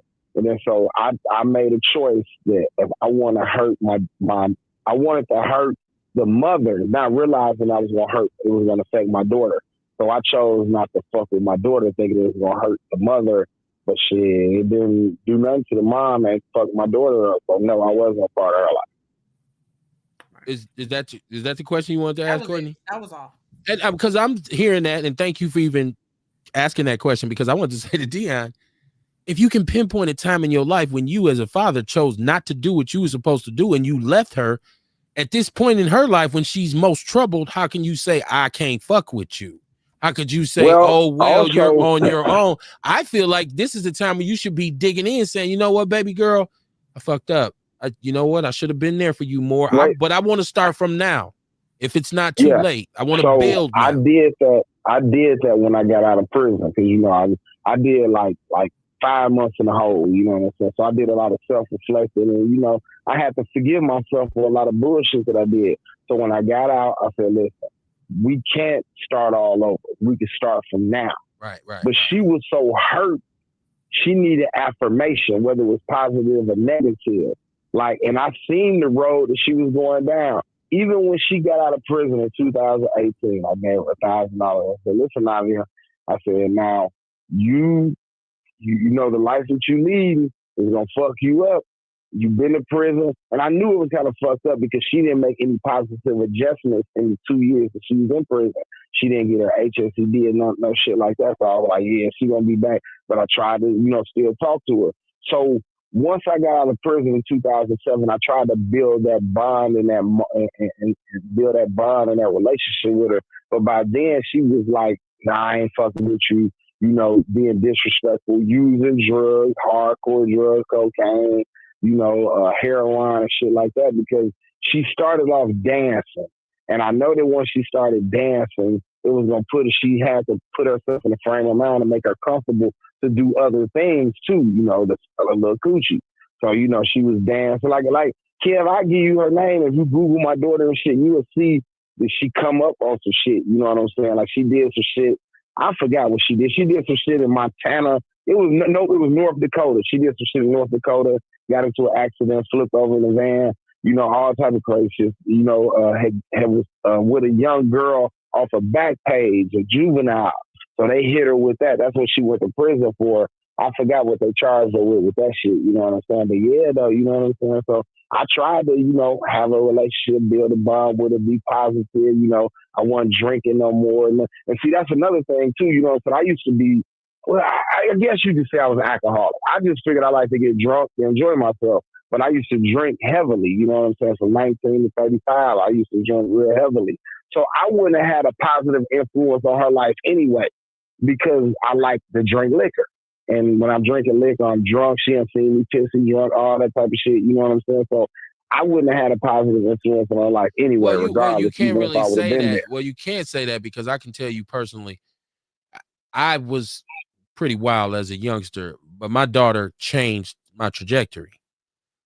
Just the first time I held my daughter, I knew nothing will ever be the same. And I knew I wasn't going to be the same, because I couldn't let her. For me, I felt like whatever this baby eats, drinks, where she sleeps, what she wears, you're responsible. Now, did I stop drinking? No, I still drank. Did I stop cheating? No, I got fucked up, well, hold on now, because I'm telling you, we'd have to start telling some old stories about the way we used to party. But I always was responsible. So I said, you know what? You're going to have your time to party. But guess what? You got to work. You got to go get it. I never let go of my responsibilities. I held on to that. But it changed my life. It changed. It made me stop making bad decisions as much. I reduced them because of her. Now, if I'd have just gave up and said I wouldn't be no good to her anyways, we'd have never knew. It's because I did try and say, you know what? I got to change for her. But I also want to say, when we talk about our kids, and I hear you on your situation, but I still think, And I know, Dion, you the type of person who says one thing, but you live a different way. I know you do. Because Dion will act one way, but Dion is a real solid individual. And he moves very, very strategically and very, very intelligently. He might come on Outlaw Radio. This boy is no fool, or this man is no fool. This man takes care of his business. So I think you should right now at least leave that door open to say, and I will send her an occasional message every now and then and say, hey, baby, still love you. When you ready, I think we need to talk. When you ready, let's go see a therapist together. Let's me and you. You have to continuously try until it's over. You can't get to a point and say, oh, well, I try, because it's never over. Now I say this, my son he went left on me a little bit. I thought I had him off. He was in school, he was balling, he was doing well. No, mistake coming, right? At the crib, messed the situation up, smoking weed, hanging out, not doing no street shit, but that weed was calling his name. I think he likes it a little bit. And I know daddy liked it when he was young, right? What I did with him is I sat down and explained to him the parameters of this thing. And I also explained to him that there are certain personality types that don't deal with things like that well. Like you have somebody like myself, and even when I was in college, I could smoke, drink, stay up all night. I'm still getting up at 8:30, going to class. I ain't even using an alarm clock. I still handled my business. Did not affect me in the least. I had some partners, if they hit some weed and got drunk the night before, that motherfucker wasn't getting up till 2 o'clock the next day and he was hungover. He about to flunk out of school. Weed ain't for him. He can't smoke like that. And I would be quick to tell him as a friend, like, bro, you don't need to be on this shit because your ass is missing out. You wasn't in biology for a whole week. Damn, Kev, you right. So I told him about that's not for you. Now, if you want to do it, get to the point where you can handle all your business. And at the end of the day, say, you know what? I'm gonna smoke me a little joint. I done went to work. I done paid my bills. I done fed my family. Let me get something good. We go sleep at night. That's what you want to do it. But also prioritize. Go get you a degree. Don't let that shit stop you from going to school, playing ball. And I don't think that's what made him. I think he didn't like the school he was at. That's a whole different subject. But once he got here in Milwaukee, I'm like, I got to get this dude back on track. I didn't give up on him. So, you out here smoking weed? No, then fuck your little ass. Get out. No. So now he's kind of made a recovery. He's going back to school in January. He's going to go ball again. I think he got his mind right now. I think he's seen what he wanted to see. Like, I want to see what this adult shit like. I'm 19 now. I can get out here and smell myself a little bit. But even if he fucks up again, I'm still his daddy. So I'm still going to have to be here like, God damn. Boy, I ain't going to never be able to walk around the house naked with your mama. Your ass ain't never moving out. Come on, man. Give me a break. So, but it's about continuing to fight for yours. And I think that's another mark of a man. It's very hard to make him give up. He don't give, especially on his kids. He's like, man, look, I can't give up on them. That's why I get on these dudes. I pay my support. Fuck that bitch. Okay, you give a little money. Fuck her. No, yeah, fuck her. But what about your kid? Because you got rights in that court too. Go down there in the court and say, I'm supposed to have visitation. I'm not even getting it. They'll hit her right up. Like, you violating a court order, right? Your ass finna go to jail for contempt of court. Oh, so I be saying that to my homeboys, right? But then I found out a few of my homeboys are going through this right now, called the police, went down to the courts, and they have still not seen their children. So go back down there.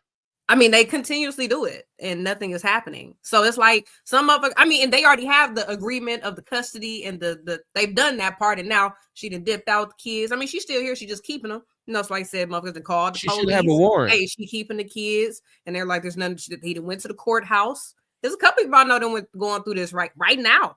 And ain't shit happening. She should have a warrant. The woman. She should have a warrant. But also tell brothers this. You save $2,500 for them rims, but you won't save up and get you no lawyer. You keep going down there by yourself. Motherfucker, you don't speak legalese. Get you a lawyer. There's family lawyers. I've worked with them. They will take her ass to... You definitely got to know the lingo when you go in that courtroom. Yeah. Absolutely. You got to know exactly what that court session is for. You know what I'm saying? Because it may not be what you're trying to argue about. Yeah. If you don't understand custodial placement, you know what I mean? If you don't understand what the order says in terms of financial arrangements, you know what I'm saying? You go in there telling me, I'll do for him. I just bought him a PlayStation 5. That ain't in the court order. That's not in the court order. You stay with some Jordans on. but you don't have a job and you don't pay regular child support. That's why you got arrears. Well, That's why you Hey, got with me, I only paid child support for the 10 years that I worked a job. Okay. And that was because they took it, right? But Right. I was always solid with my kids, so their mothers never tripped. Every so often they go down there, erase the rears. You know what I'm saying? Just because I was solid. Like, shit, you don't want to fuck that up. You know what I mean? Right. Fucking over that for show bread. And I'm gonna tell you, that would a lot of the time I would tell her, like, if you don't want to pay child support, you still got to take care of your kids. One of the There's other. no excuse. You know what I'm saying? And you still, either way, you got to be in your kid's life. Kamar, sometimes even if you broke, it's just a phone call. Yeah, that's what I say. You still got to be in their life at least. Because we was just talking about how the father teach their child emotional intelligence. Right. And we don't even know it. We teaching it and don't even know it. That you know balance. what I'm saying? And then that'd be a lot of the reason why. That's a lot of the reason why these kids are so emotionally fucked up now too. Because you know what I mean? The father's been out the household for so long. Our generation started going to prison and shit. Motherfuckers started dying off early and all kind of shit, man. All kind of traumatic shit was going on in them households. I ain't even just talking about the boys. I'm talking about the little girls too, because you know what she needs. You know, we teach our daughters a bit of emotional intelligence too. Absolutely. That's where I'm going, because that positive reinforcement for that little girl is everything. Yeah. You know, my daughter with anybody would tell her she just get ribbed on by a little boy at school. Daddy, they was making fun of my hair. I was there to say, I don't care what they say. You the cutest little girl in that class. I done seen some of them other little girls. They ugly. And she started laughing like, Daddy, you crazy. Laughing shit, yeah. No, baby girl, don't you ever let nobody tell you. I was with that with my daughter. Don't you ever let nobody take your value away from you. My daughter tell you, I sent her music and sent her Jasmine Sullivan, Mona Lisa, all this stuff in her when she was in college. Like, look, don't let nobody rob you of your worth. You are a beautiful, young, dynamic Black woman, and you are blossoming. And I love you. And that was, she tell me now, that used to give me a boost, Pop. When I would feel down, that's what we got to do for them too. You know what I'm saying? That's why she can't get no bum to come along. Let me move in and sleep. Hell no.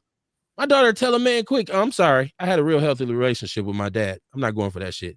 And he ain't going to go for it either. So we have to do that for both of those children is my point. And I'm not standing on the soapbox. I don't want to stand on the soapbox. Courtney, I'm sorry. I don't want to stand on the soapbox and say I'm perfect, because I'm not. I'm all kinds of fucked up. I'm just saying, I honestly made a conscious effort to be a parent for my children. That was the only thing good that I did. And it made a difference. For some brothers, if it don't work, then you have to seek an alternative method. But I'm saying it worked for me. Go ahead, Courtney. I was going to say how a lot of times we speak on these different daddy issues and how things could be different if fathers were there, and we did have fathers, and that does matter. But a lot of times outside of just being raised by the mom, like shit, it's mommy issues. Sometimes even if you do have your dad, you got a fucked up mom. You know, if I go back to just thinking of how you said you empowered your daughter, I recall my mom always, you know, she was the first person to make me self-conscious about myself. Most of the time in Black households and homes, it's your parent that creates the goddamn self-hate. It's the parent that makes you feel a certain way. I think she was the first person to make me feel the way about my nose. I didn't know I had a big nose, but she was first one. You know, if you do this, you know, to slim your nose down. And as I got older, you know, I'll pay for a nose job if you want one. You know what I'm saying? A lot of self-hate and not, you know what I'm saying, believing in yourself, feeling not having work, that shit starts at home. And if sometimes there are fathers there not even knowing the mom is doing it, or sometimes you're just alone with that type of mom. So that's where the balance comes into play, because if your father is, if you have, and I'm not saying you didn't have a dad or whatever, I'm saying if he's there to counter that and say, hey man, don't pay attention to what she's saying. Listen, baby girl, ain't nothing wrong with your nose. That's our family nose. Forget that. You wear that nose with pride. No, you cute to me, baby. If it's the balance where it comes off the chain over here. So like, even if my father was a little bit too tough on us, to say, hey man, straighten up. And my mother would be there with the balance and say, you all right, baby. It's okay. I know what he meant, but just It's the balance. It's what I'm talking about. I want to keep saying the same word. It's so important. So like when what she couldn't get from my wife emotionally, she could get from me, and vice versa. Because there was times when she thought I was too tough on her, you know, and my wife would be like, dude, stop it. Girl, that man he'll blow this whole world up for you. You better go ahead. I'm not trying to hear that.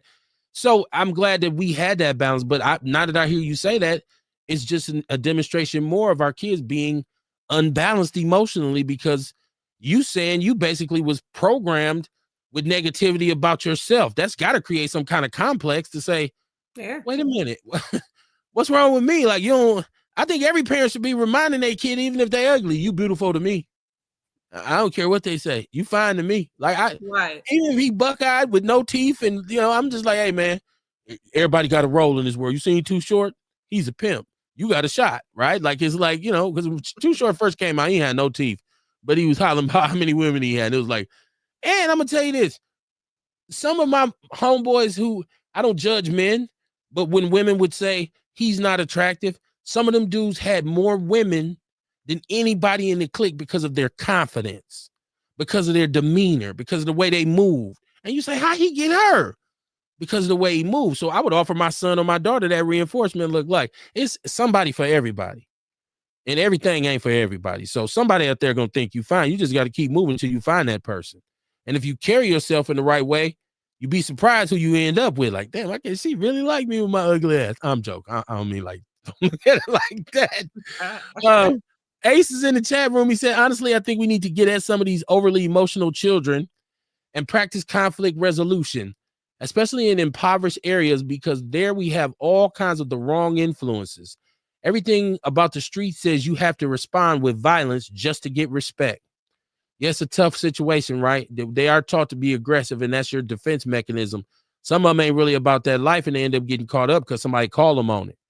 You talk a lot of shit. What you gonna do? Now I was just bullshit and get your ass whooped. Ian said excuses satisfy those that make them. I agree. You know, that's how far back you are. That's when you was talking about your daddy. He was talking about excuses. That's how long ago that's from. I am attempting to catch up. Please don't stab me. I don't shoot the messenger. Just letting you know how far back it is. Anytime you're here, you have the green light to take over the chat room and keep us abreast on it. Like, if you, I'm gonna sit back and watch how much shit he don't read. Then I'm gonna get at his ass. Thank you. Right? Eric says, talk about it. Preach, Kevin. That part, I am behind, as Courtney so beautifully pointed out. Erica Hunt says, you just terrified on how important a father is in a. You just testified. I'm sorry, not terrified. Testified on how important a father is in the family. I know, because like I said, I had one. I can't, no matter what I did dumb, it ain't because he was bad. It ain't because that. No, it was me on some bullshit. You know, jump off the porch back then. You had to jump off that motherfucker. Sonia Thrower, how you doing? She said, hello, everyone. Welcome to the show. Please share the show, y'all. Please call in if you got something to contribute to this conversation. We referenced what happened in Chicago. We're talking about the overall problem with our youth. Is this truly a lost generation? Should we just throw the baby out with the bathwater? Like, how do we hit reset at this point? Because I can drive down the street and see groups of our young brothers somewhere, and I know for a fact they up to no good. How do I know? Because I remember the days when I was one of them dudes and we was up to no good, right? We was on some bullshit. I know it. So that's why I locked my door. He said, what's up, bro? I sent you a friend request. I didn't know you were in AZ. I think he's talking to Ian. Sonia Thor said, what's the subject you're talking about? What happened in Chicago? Basically a group of derelict juveniles jumped on a mother and her children and put hands and feet. Now listen, they have come up with cash with the GoFundMe's. They done bought this sister a car. I heard they've relocated them to California. She has all kinds of donations. Yeah. I heard somebody reference mental health. Dion, I don't know if she has mental health issues, but I'm hoping with all of this stuff that people gave to her, she can hit reset and start down a new path too. She looked pregnant on the video. I don't know if she was pregnant or just had a child. Hopefully she can survive. Niggas done relocated us to LA because after this money run out that y'all gave me, can I afford to survive? Right. Well, we'll see. Do she have job right skills? That's the thing right there. You know what I'm saying? That's it. Are we gonna be homeless out here? No. Right. I got another caller. Caller. You turn down your device. We calling from Arkansas. What's your name? This is Sonia. Sonia, how you doing, my sister? Hey. You've always been in the chat room, never called. First time calling. How you doing? Fine. How y'all doing? We are I'm good. from Milwaukee, Wisconsin. Okay. Yay. I grew up there. Okay. And what them kids did was very wrong. And I see that video every time. It makes me mad. Doing something like that, all of them would get their little asses whooped. I hate to say it. They would get their little asses whooped.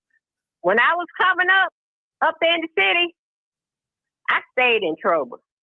I'm going to get you before you get me.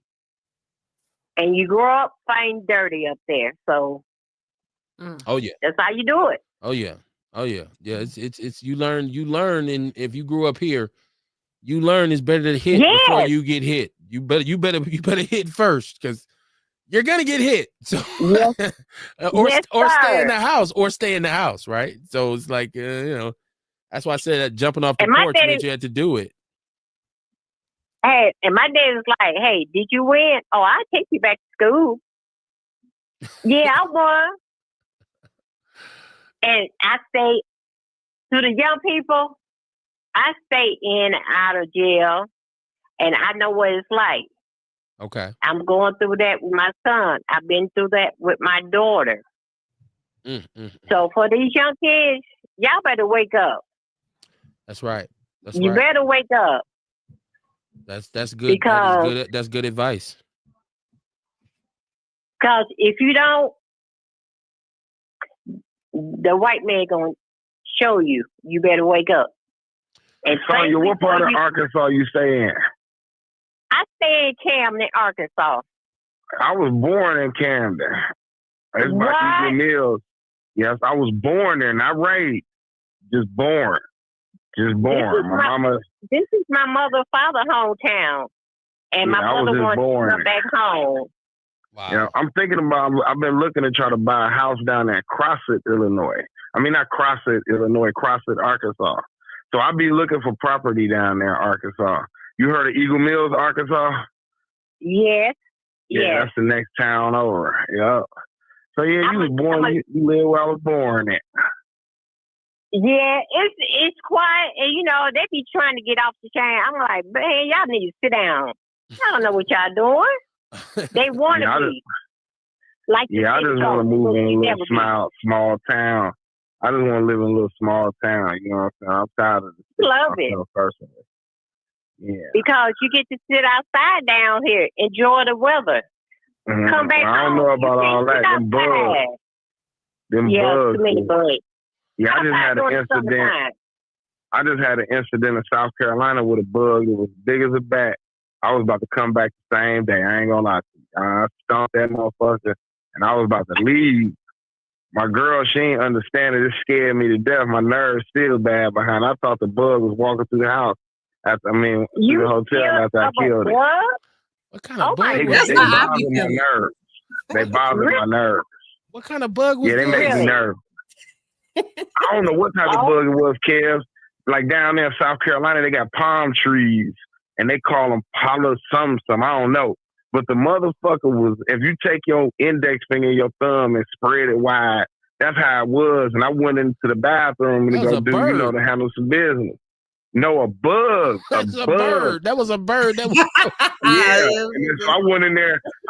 Hey, Kev, I went in there. I had my britches down and my ankles. I seen that. Ooh, I'm nervous now. Let me stop talking about it. I know. I wanted to stop you right there. I wanted to. Oh my! Really? As soon as your britches came down, I was done hearing about the bug. I didn't want to talk about the bug anymore.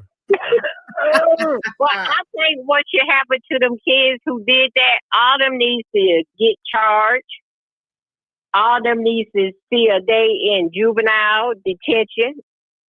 So, and even the parents. Okay. If you ain't gonna whoop your child ass for what they did, make all them do community service.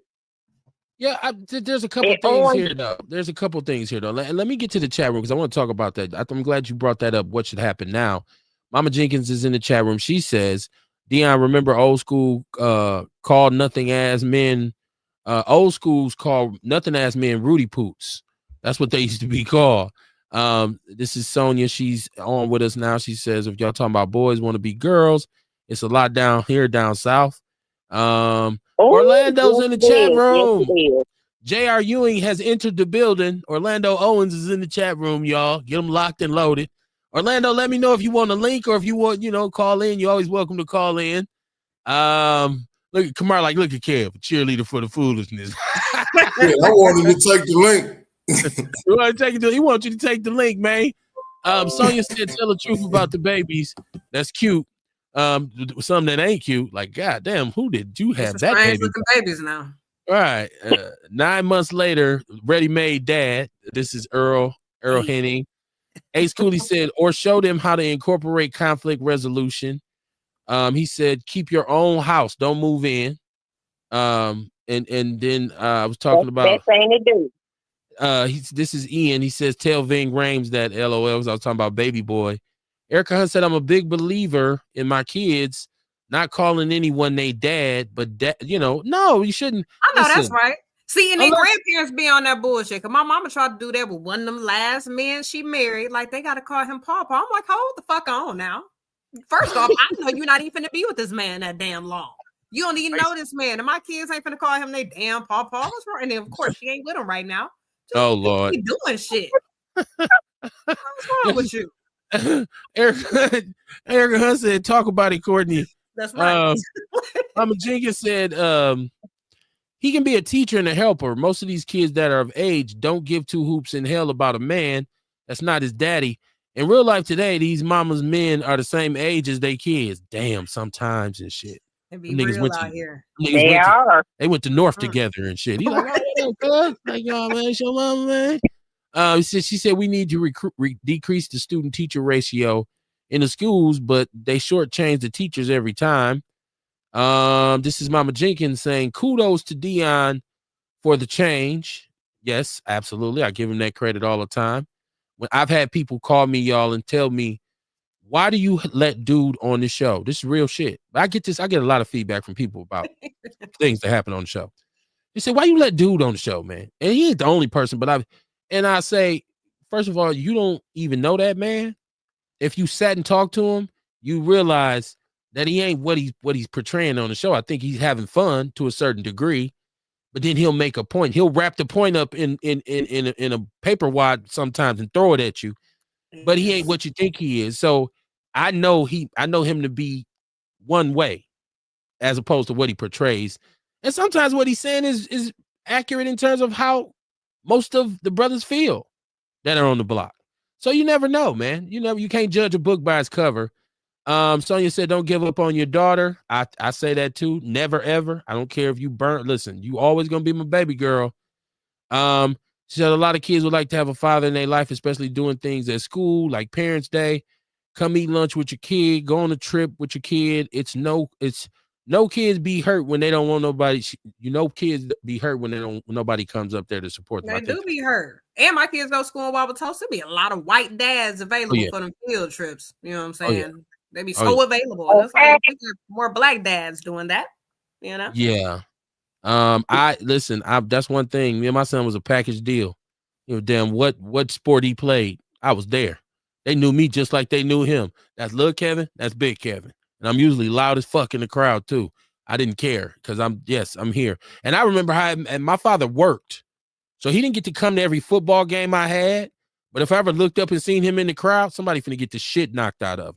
Because I'm like, yo, and my best friend, he would tap me and say, hey, Mr. Barnes over there standing by the fence. I look, throw him the dub. He put the fist up. Oh, yeah. Somebody finna get fucked up. I'm just like, just so I can stand up at him and point, and he be laughing with his cigarette in his head like, boy, you crazy as hell. So my son, I get, Kevin, my wife like, he can't hear you. I'm like, I bet you he can hear me. And he could hear me. He could hear me out of everybody. So, yeah, you got to be there, man. I've been all over this place chasing this dude with his athletic pursuits. Same thing with my daughter doing plays. She was at the Milwaukee Rep doing a Christmas Carol, big time production. I was in the crowd with flowers. She doing Shakespeare. I'm there in the crowd with flowers. I got pictures of me handing them to her on stage. I don't care how I knew to her parties. I'm go on, baby. Yeah, that's my baby right there. I was that parent. So yeah, you gotta be there See, for that's what kids love to see. them. Yeah. You gotta give it up for him, man. You gonna spend all that money for him to be in the shit anyways. You might as well support him.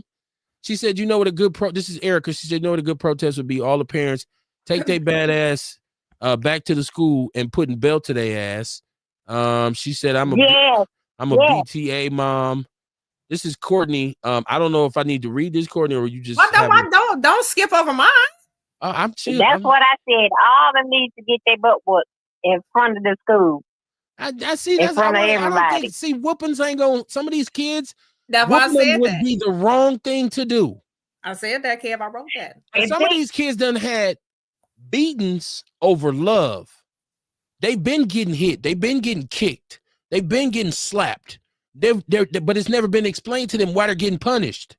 Nobody's ever sat down with them and said, hey, here's the expectation. I need for you to do this, that, and the third. That's misparenting.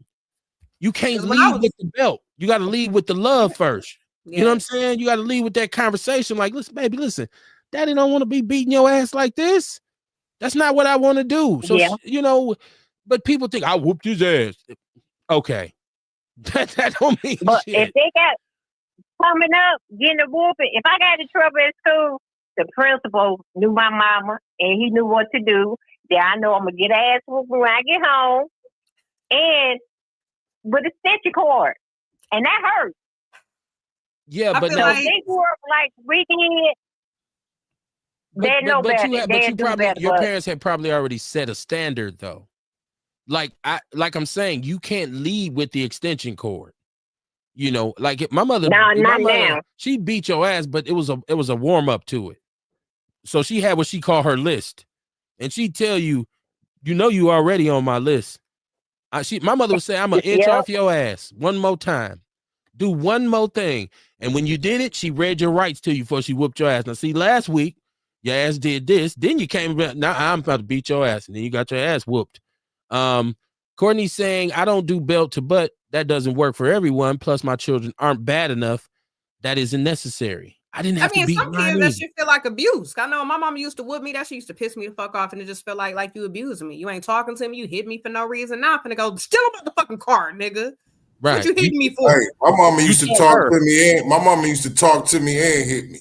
You know what I'm saying? You know, say something. Let me know. Look, she was telling me why. You know what I mean? She was telling me why. So, hey, I feel like that made me understand that there's consequences to shit.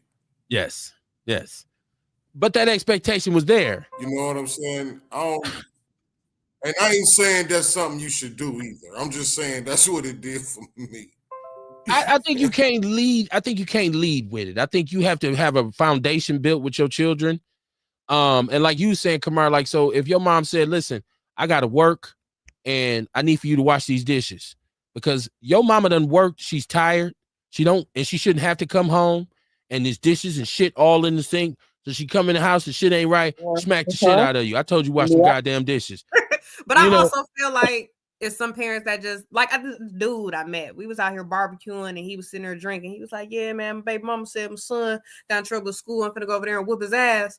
I'm like, what do you do? He was like, man, he punched a little girl in the face, punched a little boy. So I'm just gonna go whoop his ass. I'm like, so you're not gonna ask no questions?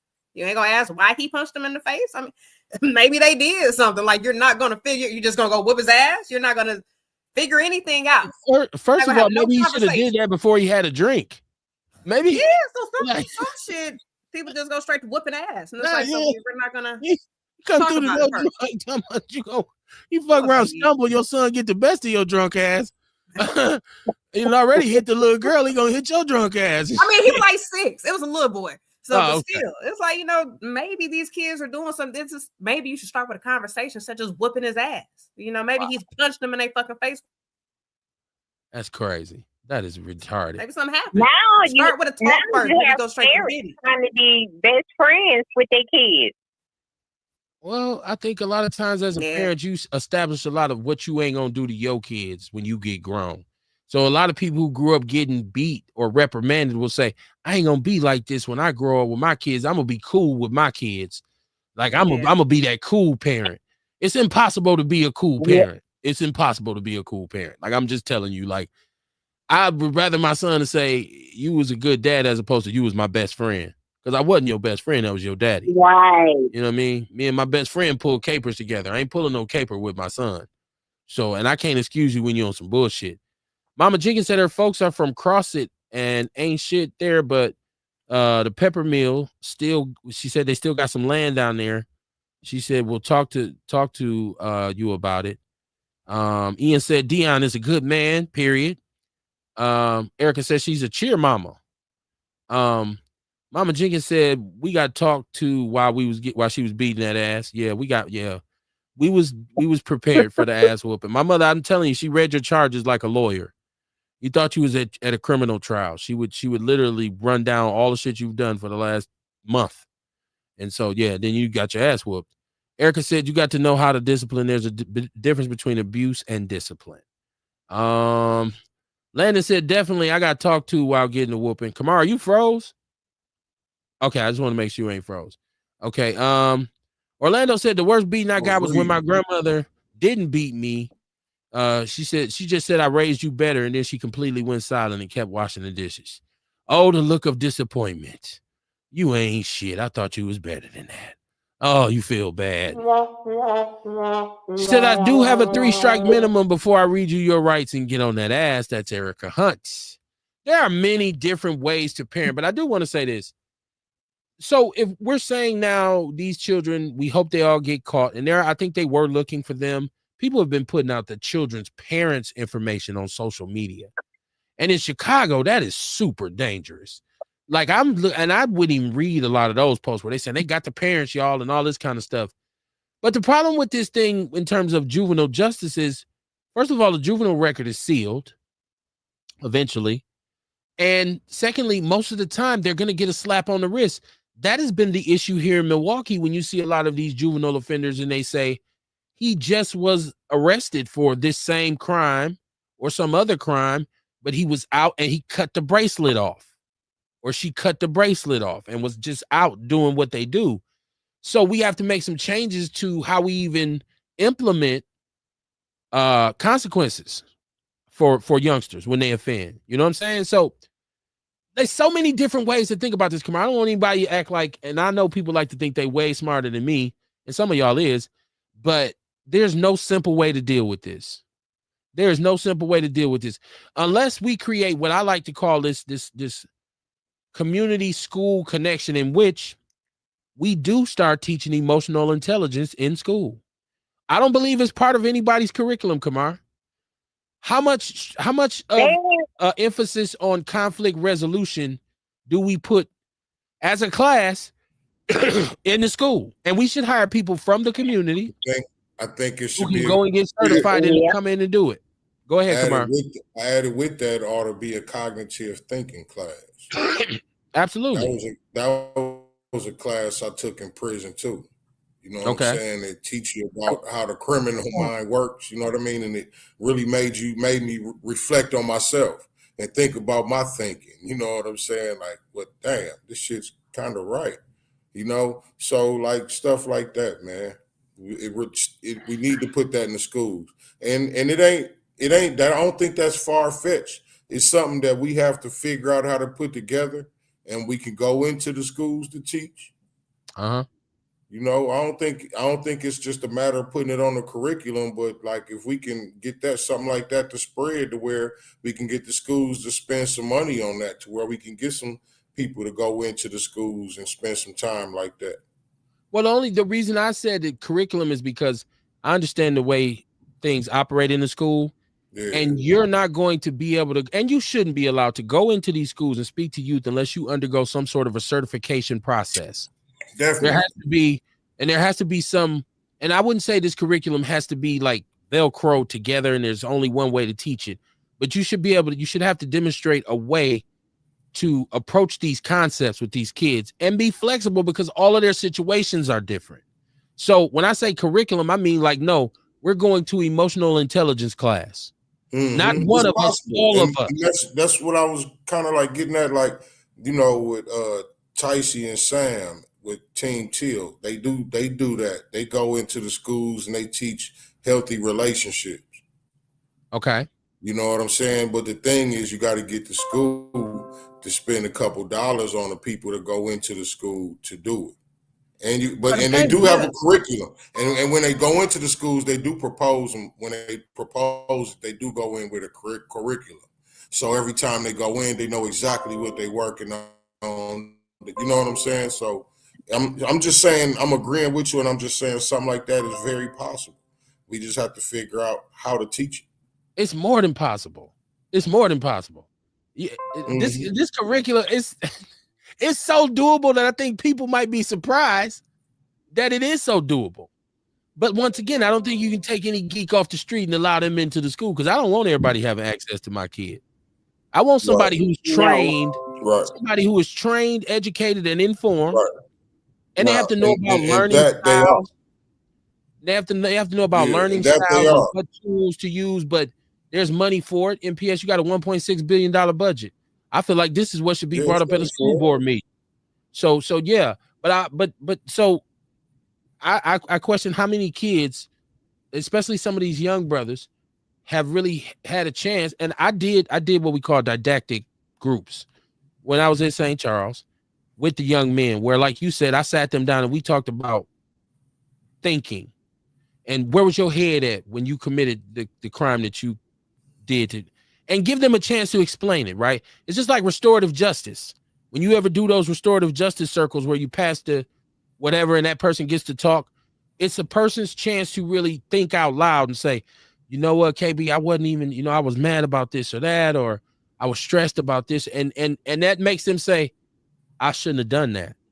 Now, but you have to continue with it. There has to be a continuation. You can't just do it when they're in 3rd grade and think, why are you committing crimes in 10th grade? Like, you have to implement it on a higher and higher level as you go along. But I taught life skills too for MPS, and I made sure to do relationships, managing relationships when I taught life skills. And I was working with 6th, 7th, and 8th graders. And I would put it in terms that they could understand and tell them, listen, just because, this girl might say she like you or you like her doesn't give you the right to touch her or violate her. It doesn't mean you own the person. You have to be careful about emotional manipulation and taking advantage of someone's insecurities. And those kids used to be lit up, because they never thought about it like that before. But those are the conversations you have to have. So I shout out to Sam and Ticey.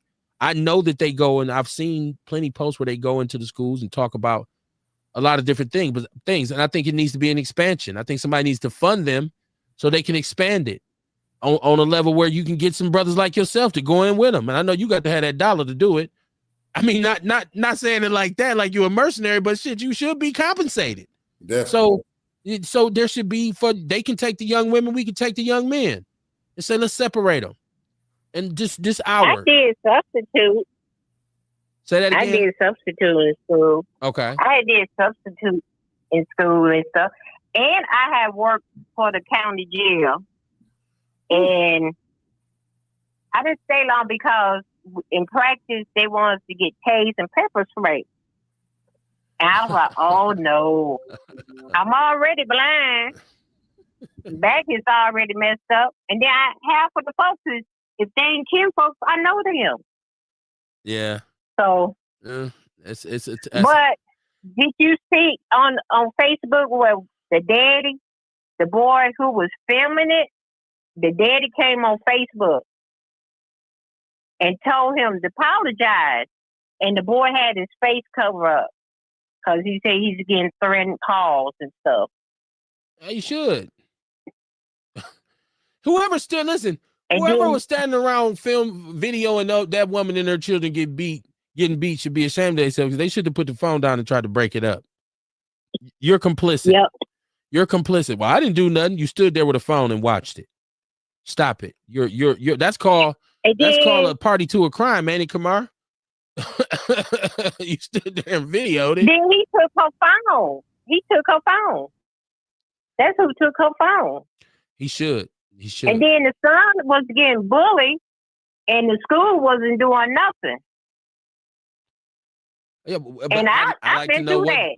That's what we were looking of evidence of, is what was the school's actual reaction to this alleged bullying.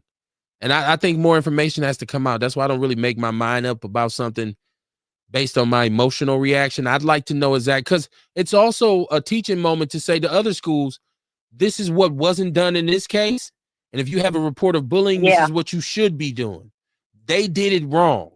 Like, I think all of this is it becomes a learning tool for all of us.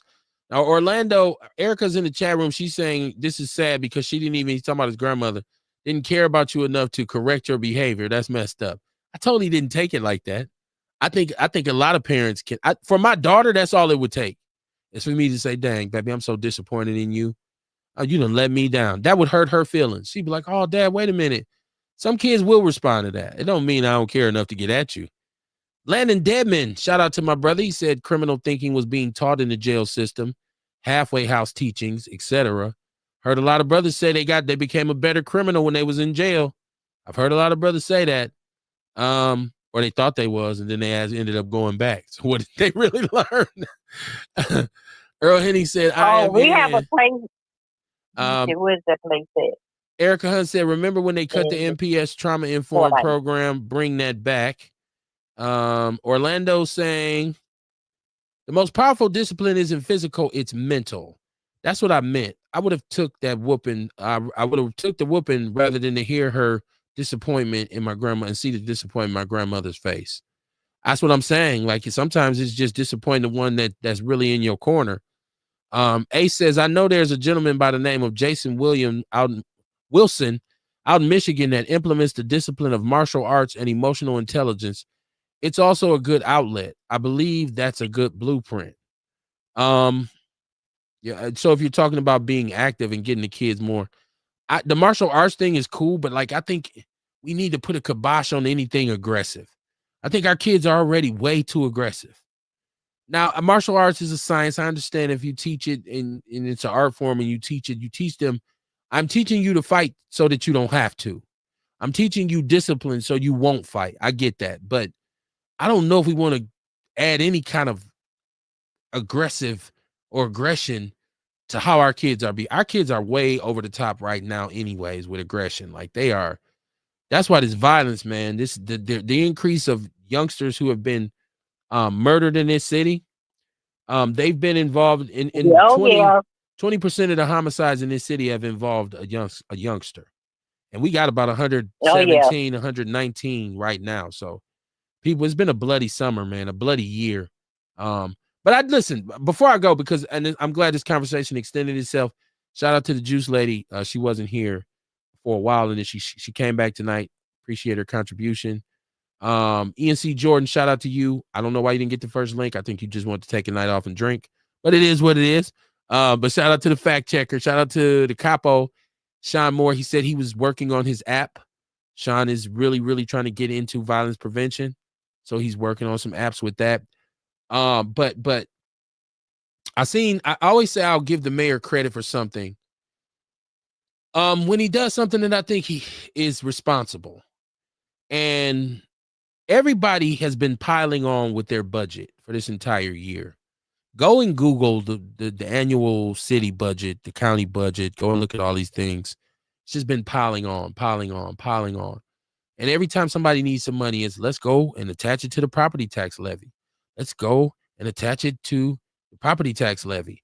And I keep telling people, whenever you do that, what you are doing is, in essence, raising the cost of owning property in the city of Milwaukee.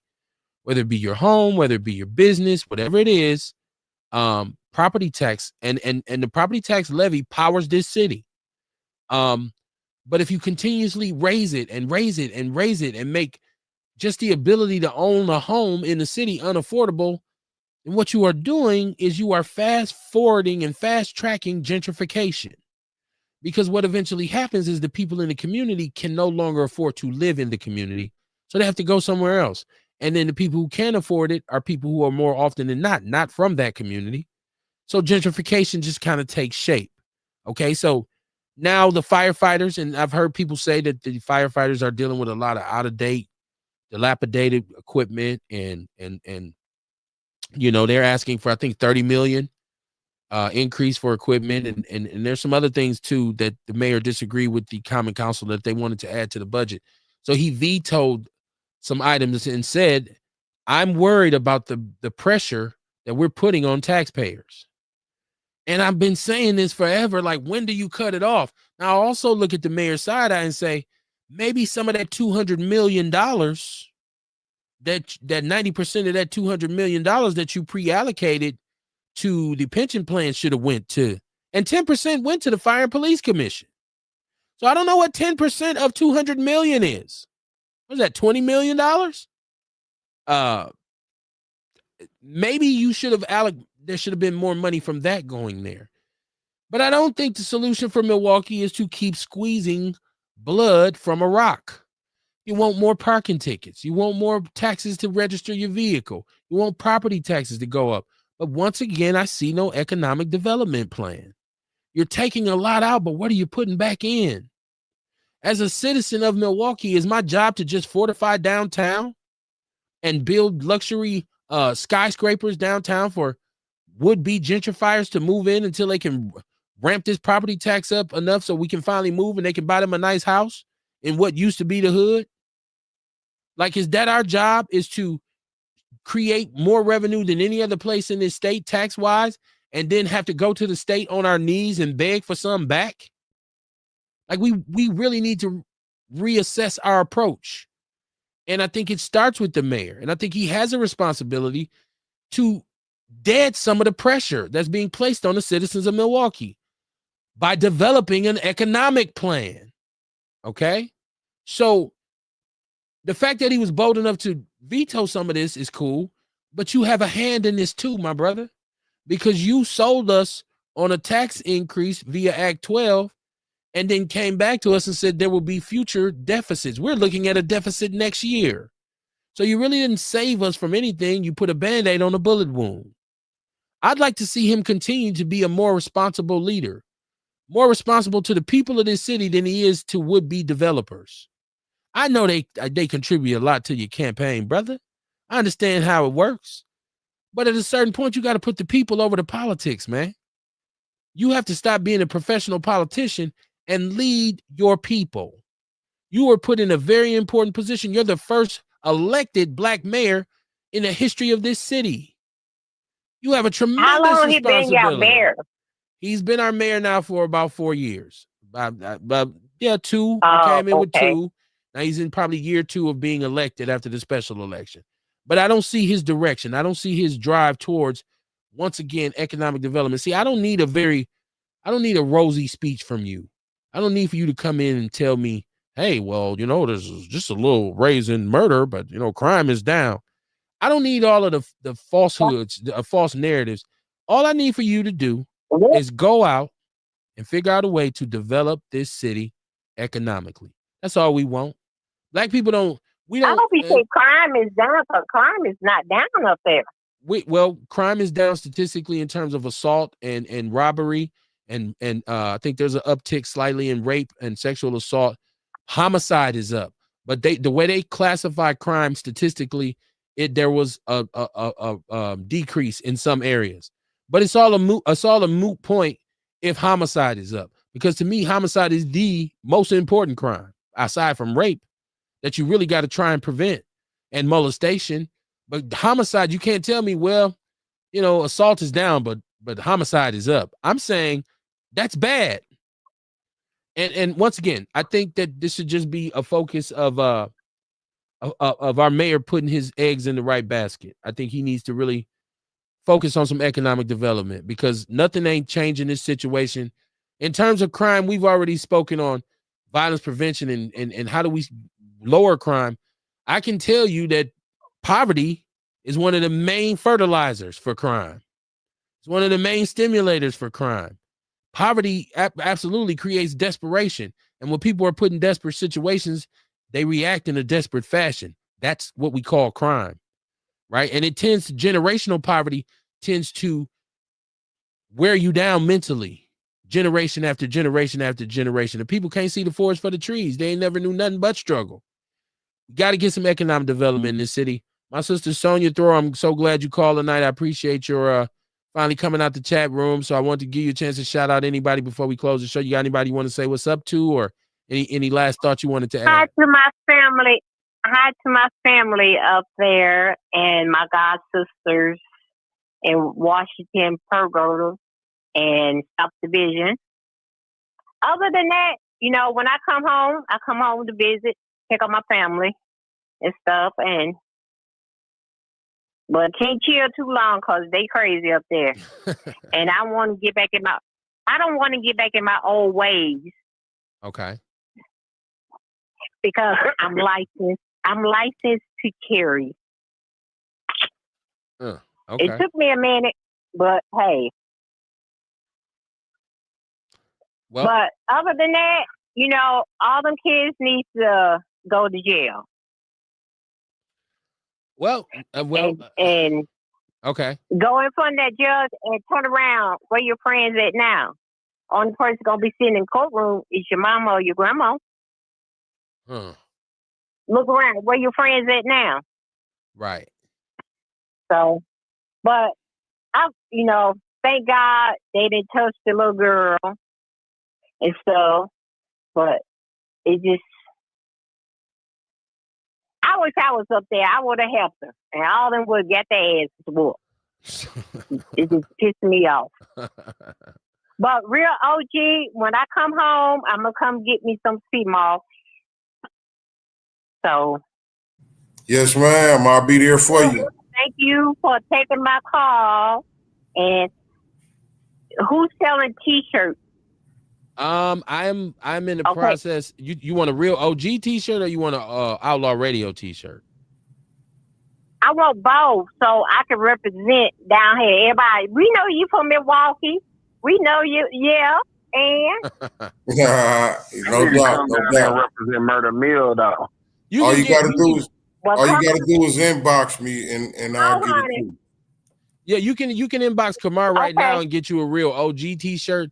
I'm in the process of trying to create something in terms of apparel that I can get out here for people to represent. I'll let you all know when I'm ready to let it loose. But you can inbox right now and get a real OG T-shirt. Okay, and you got a hoodie, don't you? Like the Outlaws Radio? I do have hoodies. I don't have any produced. I'll tell you what, if you inbox me your size, I can get you one made, and then we'll get you one. I'm a 3X, but I'll box you, you know, all the information and stuff. Okay. Sounds good. It was nice talking to y'all, and I watch you all the time. We appreciate the support. We appreciate it. And everybody know I'm from Milwaukee because on my license plate, it got 414 Milwaukee. What? Way to represent. Way to represent. Well, thanks for calling, and as usual, always appreciate your support. Thank you. No problem. You're welcome. So. All right, y'all. So listen up. We're gonna wrap this thing up. So this is what it is. This was child's play. There's many other things to talk about, but like I said, I think we have a serious issue with our young people right now. And I'm a little worried because I always look at the young people as the future. Just as my parents looked at us, and while we were wilding out, they were kind of looking confused, saying, "Yo, who's gonna pick up the flame? Who's gonna carry the flame for us? Like, y'all got to get right." And I think we got to get back to that in terms of what's the future going to look like. That's important for us right now. What's my legacy? You know what I'm saying? Will I be able to have my great grandchildren look at a picture of me one day and say, you know, that was my great grandpa's, man. He established his legacy, and this is how we've been able to carry it. I would hope so. And also I think that there's a cultural epicenter that needs to be maintained in Milwaukee, and some people don't even pay attention to, is that we have a cultural epicenter here, and we are a majority minority city. It's important that we hold on to that. Gentrification is going to destroy that. And if we continue to be dysfunctional in this community, it gives them an excuse to move us around. You understand what I'm saying? Let's not give them a reason. Kamar, you got some real OG shit for me? For she's real OGs know. Nobody claps for discipline. You're supposed to have that. And nobody claps for consistency because you're supposed to show that. The thing is about discipline and consistency, they reward themselves. Stop me when I'm lying. There we go. Right on the money, baby. I will see y'all on Monday. Please share the show. Please share the show. Keep your head on the swivel. Shout out to everybody who called in. Shout out to everybody who shares the show. Everybody who listening, man. We truly appreciate it, man. We'll see y'all Monday, man. I'll holler. Y'all be cool. Peace.